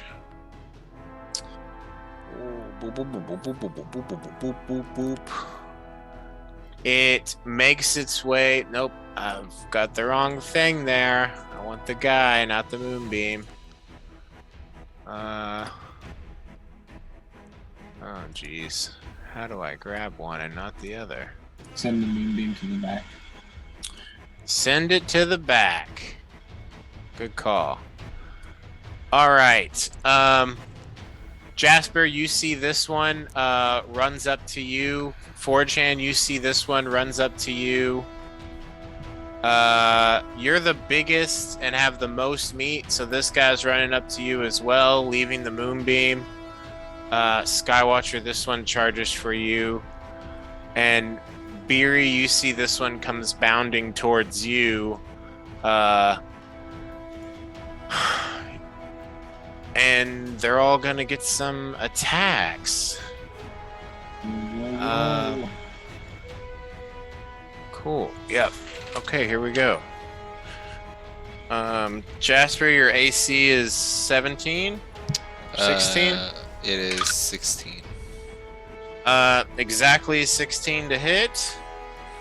I will use my Cloud Rune to direct that hit on Jasper to this guy directly in front of me. Hell yeah. The one that had been very badly burned? Or the other one? No, Or no? The top one, the one that I'm pointing at. Okay. Cool. I don't know why that damage didn't stay there. Great. Jasper, this thing runs forward with two hands on this nasty, jagged spear that looks to be like covered in dried blood, and he goes to stab at you, and you see 4chan behind you makes a gesture through the air, saying, what do you say in Giant? Oh, man, I even had notes of what the word was. There was a word for cloud. Fuck, I have to look it up. Is there just like the giant name for the Cloud Rune? Is it just what he yells out loud? Excellent. A misty cloud appears right where this thing is about to stab into you, and the weapon passes through that. And 4chan in front of you, this one that's about to run up and attack you, a spear just comes through and stabs into him, doing an amount of damage. Nothing crazy, but it hits. And the two that are on moving towards you, they're actually going to go for Mr. Beaks. He's a big old bird with a lot of meat. What is Mr. Beaks' AC? I have that. It is 14. One of them misses as Mr. Beaks sort of dodges to the side, and in him doing that creates an opening, and the other one stabs into it. Doing 3 damage with his spear. Super impressive. Skywatcher, this one runs up on you. Wow. 22 to hit. We'll do it. And that'll be 10 damage. Okay. As it stabs into you two-handed with the spear. And Beery, this one run towards you, and they're all like as they move up, sort of in a bit of a frenzy. Beery, your AC right now is 16, I imagine. I have my shields. Okay, let me know next time that if you are, I guess wielding it while you're riding, because it is an action to don or doff. But I'm cool with you having it. You deflect the attack with your shield. 4chan, you are up. Oh, good. It looked like Mr. Biggs was getting hungry. And then... If you all want your axe beaks to attack too, you can make animal handling checks like as your item interaction that turn. Oh, okay. Well, bonus action is going to be igniting the hammer. And then I'm going to start with that really, really hurt one. Yes. And I completely whiffed. So Maybe. I'm going to use, it was a 9 total. So I'm going to use an inspiration on that roll. Okay. And there we go. That's a 23. That'll hit. Yeah, they look to So- just be wearing like hide armor. That is 8 fire damage and 12 bludgeoning. 8 fire damage and 12 bludgeoning. 20 damage total. Yes. Cool. You take one giant swipe and come through, hit this dude, breaking his body, and impact that body into the next one, and then take the 2 around and slam them both into the ground. And you wipe out 2 with 1 turn.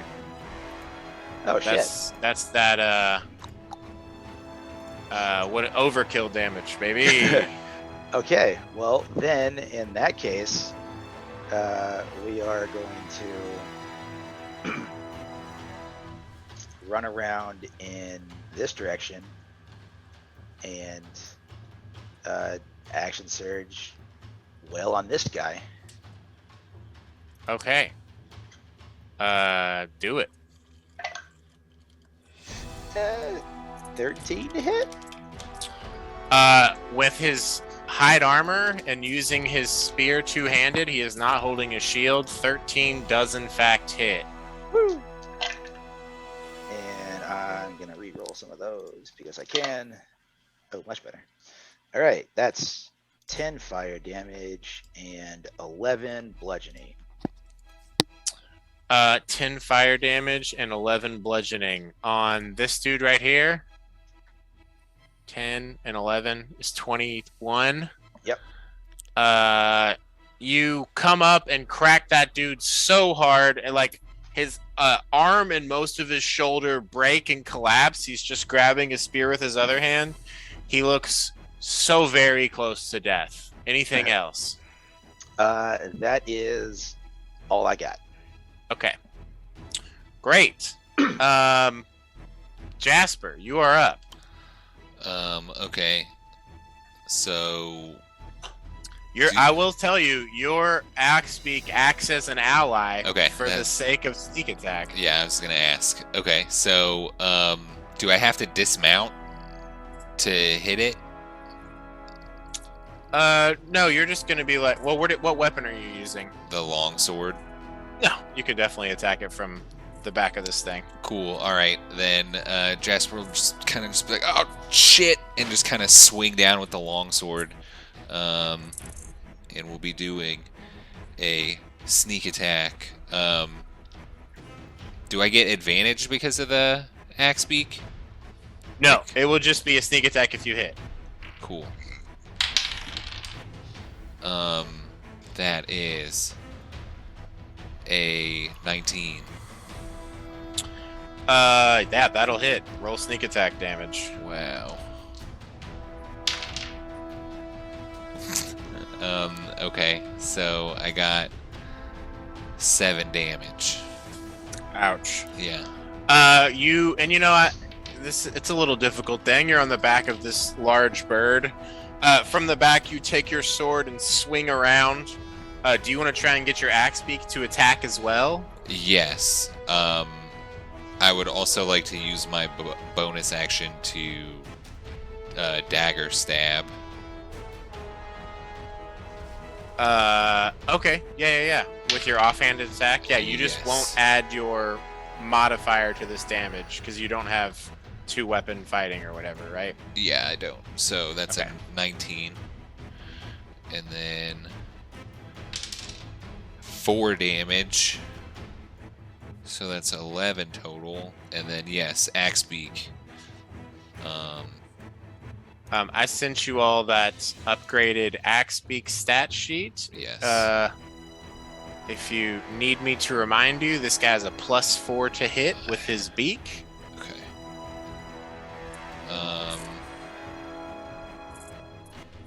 I would like to attack with a kick. You are within 5 feet, and this axe beak has pack tactics, so you can make either of those attack actions with advantage. Cool. Although I do need just real quick from you an animal handling check. Okay. What is that? Oh, okay. That's a 10. It was a DC 10. Wow. Okay. Cool. You know, So- you've been riding this guy for a while, so that was all you had to do. 15 to kick. Yeah, that'll hit. Cool. Okay. So this is 2d6 plus 2.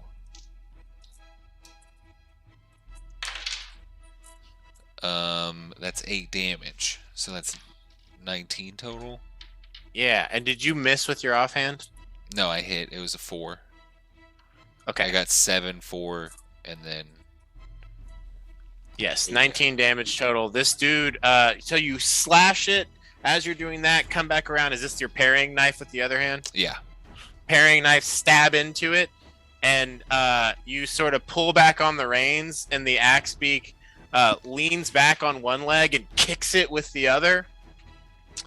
And this knoll also looks near death, and it's still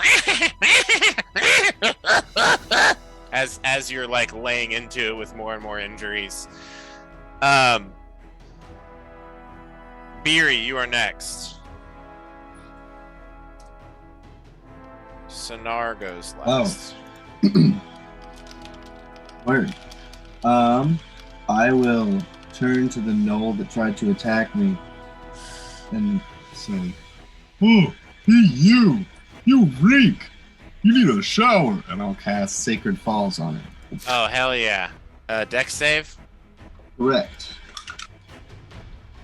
3. Hell yeah. that Rolling like goes shit tonight, baby. 3 points of radiant damage. All right. That was your action, bonus action? Oh, Okay, do you want to try and use your interaction to make your axe beak attack? yes. I would like to say, Gazpacho, defend me. Excellent. Roll me a quick animal handling check. In that animal. Ooh, good roll. 22. Yeah, that's great. Go ahead and roll me a kick or beak. Which one are you feeling? I could not find the Axebeak stat block. Cool. Could you remind me? Oh my gosh, I didn't even finish saving this picture earlier. Hey, Oh no, I was trying No. to save this map. Hold on. I, Map. I posted it. let's go Yes. for that kick. Kick. Great. Roll a kick attack. He's got a +4 to hit. And This dude's not advantage wielding from his pack shield, tactics. and advantage from pack tactics. That's a 16 to hit. That will hit. Go ahead and roll your 2d6 plus 2. 11 points of damage. How much? 11. 11. Cool. That's great. You do a bit of magic and then pull the reins back, and the bird once again raises up and kicks with one of its feet hard into the knoll. End of turn. End of turn. Great. 1 minute. You all see Sonar draw her blade. As she does so, it becomes wreathed in necrotic energy. And she is going to, I believe you all, is the whole map moving? What, just let me grab something. What are we doing here, bud? There we go. Why is the map moving for you all right now? No. Not seeing it. Why aren't you letting me highlight things, fucker? Fucker? Are you on the map layer? I'm on the objects and tokens layer. Black? Is Sonar on the map layer?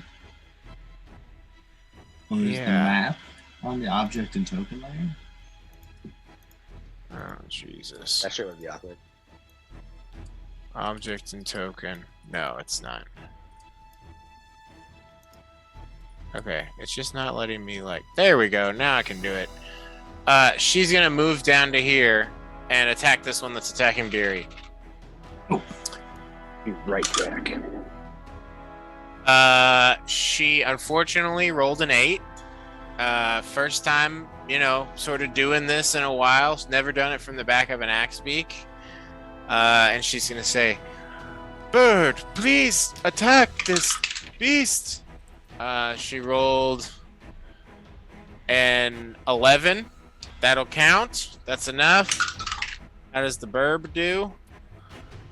Burb does all right. Got some burb stats over here. Yep, 18 to hit. 6 damage. Plus 2, 8. Cool. Sonar tries to stab at this thing and misses, and then her bird does a little chocobo jump up into the air and lands down on this thing and like grabs its talons in and starts ripping into the thing. The knoll. It's nasty. Skywatcher, you are up. All right.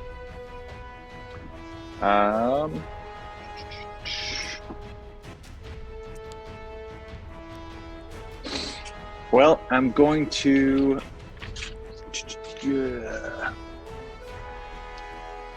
There are 2 knolls remaining. Right. Yeah. See the guy right there next to me.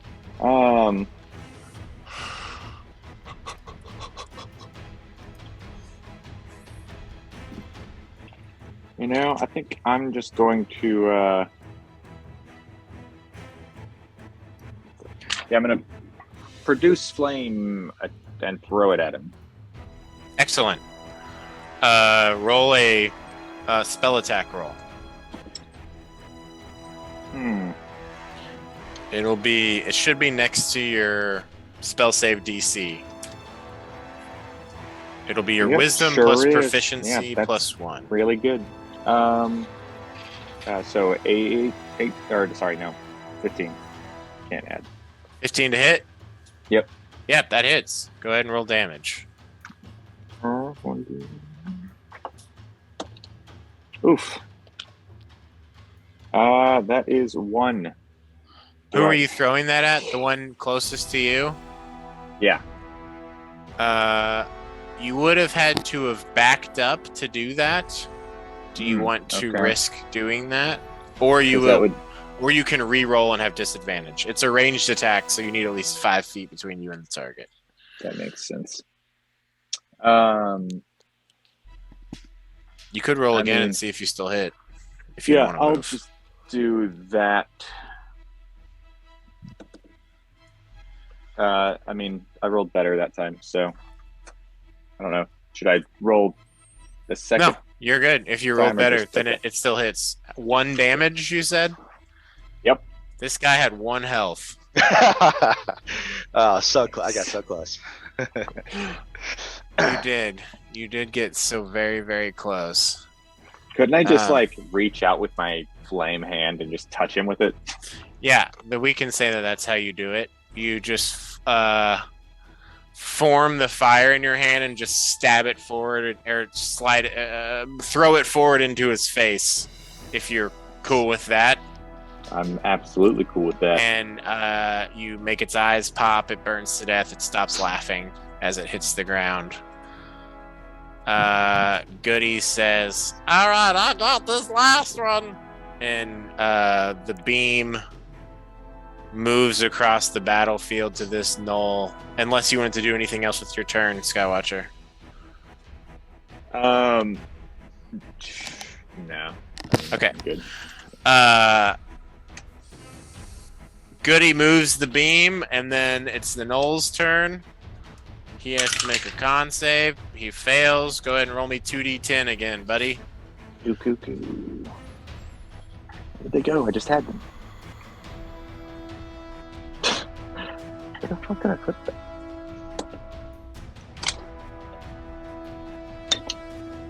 Can always do it and roll 18. 20. I literally just rolled 18 again? Another 8 and a 10. Yeah. Oh my god.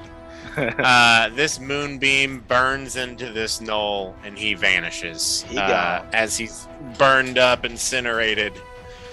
And what was a surprise attack by a bunch of dumb gnolls quickly just becomes a quiet Becomes a snack.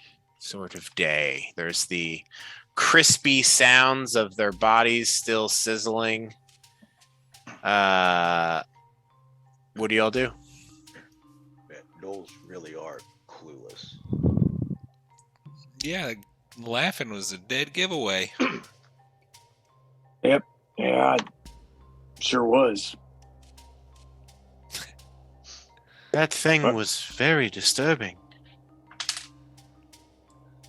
I agree. Yeah. Goody is just now moving this moonbeam all around you all. I am a master druid. Behold my power. And he just starts like cooking the dead bodies of the ones that are on the ground. Does it melt the snow? I would say to some degree, yeah, it would melt the snow. It's radiant damage. The smell from these burning gnolls quickly gets really bad and gross. Well, let's. Can I shut that off? Don't overcook them. No. Okay. Goody is in control of it now. Nice. You gotta leave medium rare. What the hell was that thing, huh? That thing sucked. Yeah. That was it. Is that a dog? I know you said I know what they are. Yeah. Gnolls. I've seen plenty of these before. These things are by far not the most dangerous thing that we'll come across. These things are pushovers. Yeah. Total pushovers. Yeah, you know a lot of their strength comes from numbers. Well, then we probably didn't need to kill them, did we? Why would we not? They attacked us. Oh no, they are. They're dumb, but they are still relentless. They're like out of their minds. All folks can be reasoned with. Yeah, but it was a lot easier to kill them. Too dumb to be Sometimes kept the more alive. difficult path is the one that's worth it in the end. In my experience, these cannot be reasoned with. Maybe next time we'll let you try. Sure. Maybe next time I'll try to be a little quicker to react. Still kind Yeah. of shaking it off, you know. Turns the hammer off, puts it on his back. Legit. Onward you go to Targos. hmm And Yep, let's proceed. Do you turn back into a wolf, Skywatcher? Yeah. Yep. Okay. I'm gonna go ahead and do that. Did anyone take damage? I took some damage. I was thinking I might cure wounds myself before. You could also eat some good berries too if you wanted to. That's also true. Yeah, I'll go grab You get 1 health per berry. if we're planning on taking a I short mean, rest, I can also use my channel divinity, which is a good lot. Skywatcher will need a short rest to regain his wild shapes when those run out. So it's up to you all if when you get to outside the walls of Targos, you just want to chill there for a minute. Yeah. I mean, let's not get too close. We don't want to catch any attention, but we can get close Maybe we'll enough. head up to the river, just past Targos, set up camp there for an hour. Sure. You could definitely do that. Cool. how many berries does Goody have on him right now?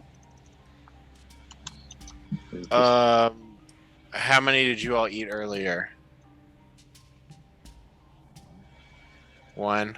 I Okay. had one. Okay. Did you have one earlier, Skywatcher? No, I never had one. Okay. There are 18 berries on him as you count. Dang. How have I noticed how quickly they like grow? It seems every day that you've checked, it seems like he's had like 20 berries on him.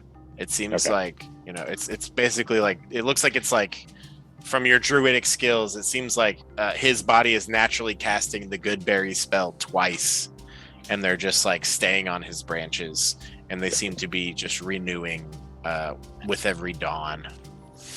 Then I'm going to eat 10 of them. Great. You do that. And then I can see if my druidic observations were accurate, because most of them are gone now. Yeah, you ate. There are 8 berries left. He's like, Ooh, oh yeah, I'll take that one. Ooh, yeah, eat of my flesh and drink of my blood. Consume the good portions out of you, my master. you will defeat these gnolls easily. Unless you do anything with their bodies, they're just laying dead in the path. You all keep moving to Targos.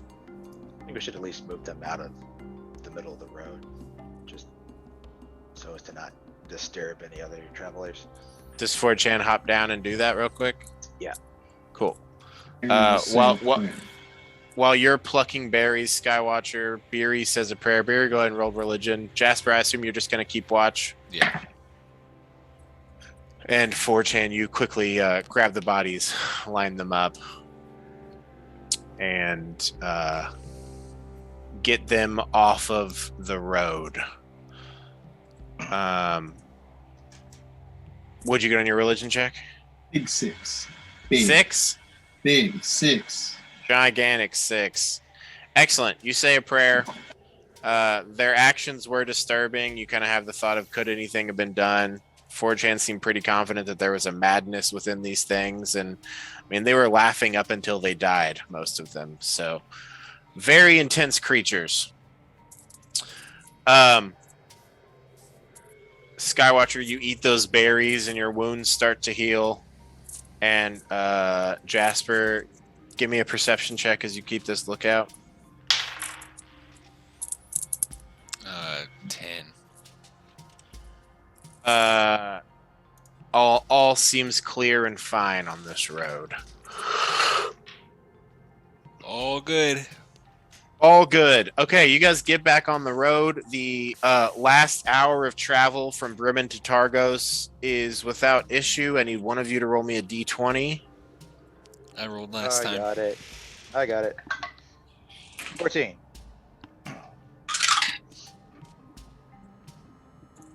Cool. Continues to be a clear day.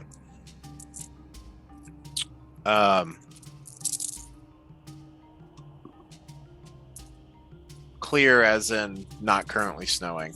The sky is of course still filled with clouds. You get to outside the walls of Targos. I assume you guys are just going to keep going to the left. Jasper, you have been informed before that Bremen is on the other side of a river. There are no roads that go to it. At this point, you have to cross a frozen river to get to it. So this will require a fair bit more of your ranger skills. There isn't a road. There aren't ropes. There's not spikes here.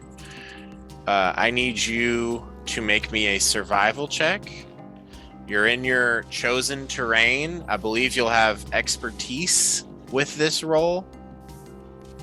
Okay. And if anyone wants to do anything to assist Jasper in this task, magically or otherwise, let me know. But you guys see Jasper's like stopping for a second to like figure out the best way to go about this. Quickly like getting out the map and being like, okay.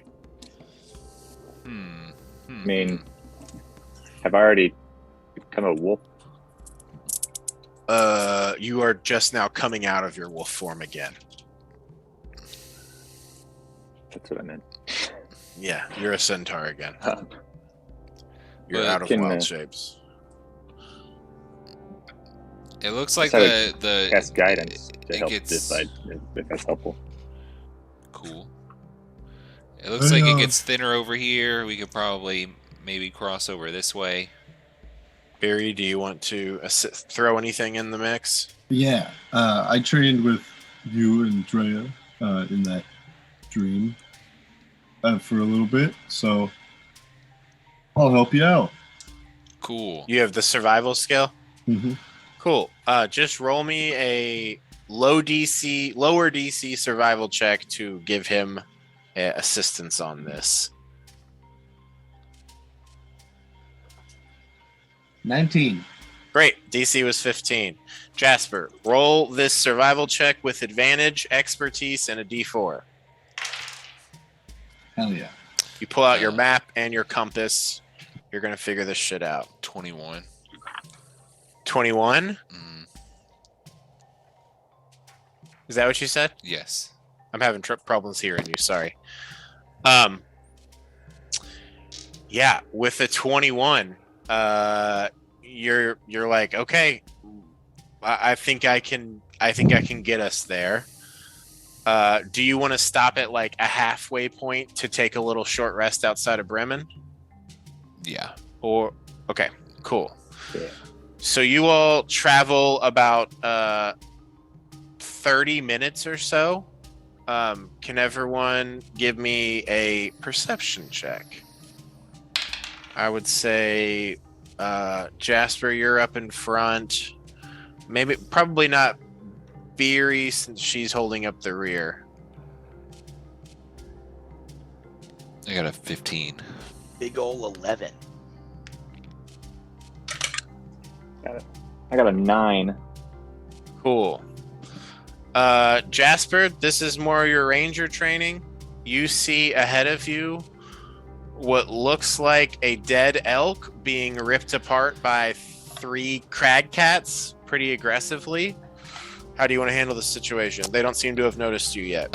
He will signal for everybody to stop, point to them, and will very quietly say, I think we should just kill these things right now, because they will probably turn and attack us. I've faced them before on the way to the Dale, and they're incredibly dangerous. They're so dangerous, why don't we just go around? Because then they might follow us and attack us later. I believe it was Just- Tack that said if you guys can get some of these pelts intact, he'll give you some money for it too. Just as a reminder.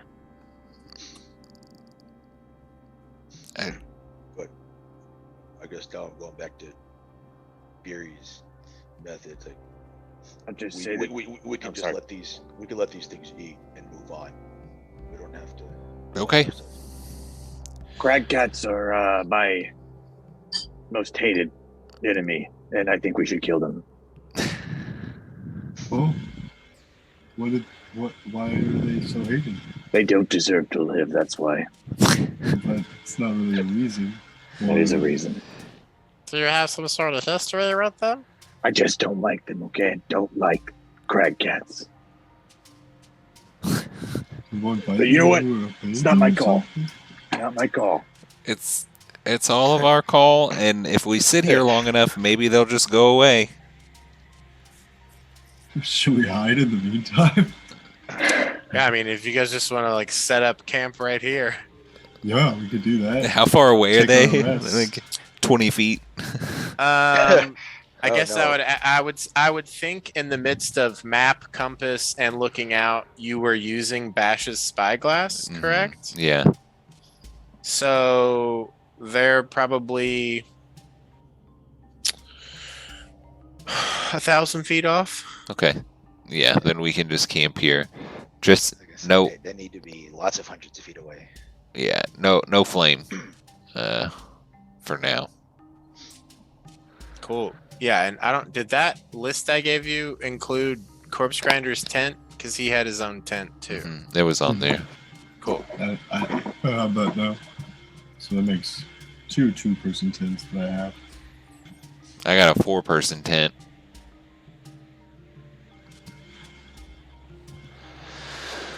So yeah, we can. You all dismount, and I guess everyone roll a stealth check if you're going to be involved in setting up the tent. If you're not going to be involved, I will let you just not roll one. But someone has to do these so you can quietly Ooh. set these up. I would say this could be a stealth or survival check. I got a natural 20. I can help set it up. I've got survival skills. I got an unnatural 20 for survival. I will just keep watching them and make sure they don't notice us. Yeah, maybe even Jasper, you like hand over your spyglass to him. Bryce, when you lean back like that, just so you know, you're entirely blurry. Yeah, it's I Okay, keep cool. forgetting. No, you're good. So 12. Clang, clang, clang, clang. Great. Yeah. 4chan, you're just like, oh, this is pretty fucking cool. Just like looking at them through the spyglass, and the three of them are like tearing into this elk, but also, I mean, it seems like they're kind of like competing for this meat, and they seem to be sort of like aggressive towards one another, but they're also like, well, this is where the food is. So, they're sort of going back and forth between being aggressive with one another and tearing into this elk. But with what did you get on your check, Skywatcher? 12. But you got a dirty 20 and you got a natural 20. I'm gonna say that of those that were trying, 2/3 of you all did very well. You guys quickly get these tents put up and get inside of them with your axe beaks still outside. And you begin to attempt your short rest. This to me feels like a pretty decent place for us to stop for the night. You guys are in this tent, trying to be quiet, having your short rest. If there's anything you guys want to discuss, you can do so in chat while you're within the confines of this tent. You guys will be in here for an hour, and then once you're short rested, we can keep going. Barring some sort of attack or something like that. Do you want to like set up the zap trap or any of that stuff? Yeah, we should. Yeah, I guess like That makes sense. 100 feet, like 60 feet between us and the crag cats, just away from the tents in the direction that we see them. It'll just be placed 60 feet away from the tent. Okay, roll me another stealth check real quick.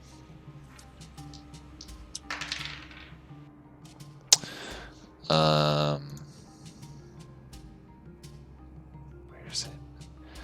22. Oh, easy. Yeah. And is there a check to set it? I don't have the zap trap in my inventory. Let me send you the zap trap so you can add it to your inventory.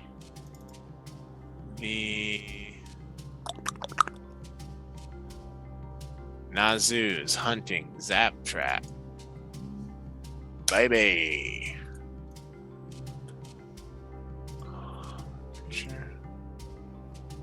Driven into the ground, steps on the plate. I'm gonna say, since you had the time, like you were able to set it without issue, and you did so stealthily. Cool. Set up tents. Set a trap.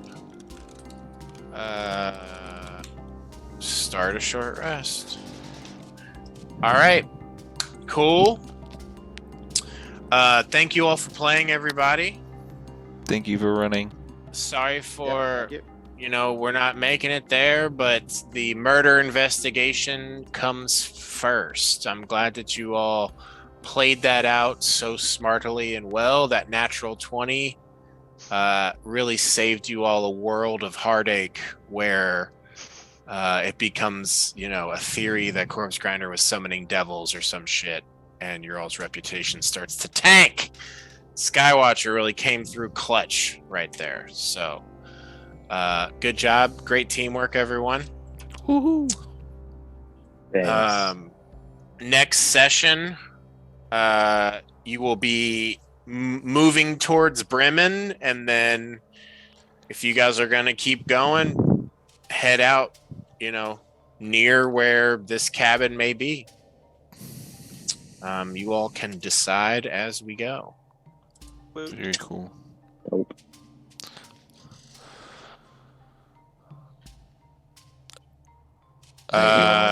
Bryce, you can go ahead and cut the stream. Thanks for watching, Internet. See you later.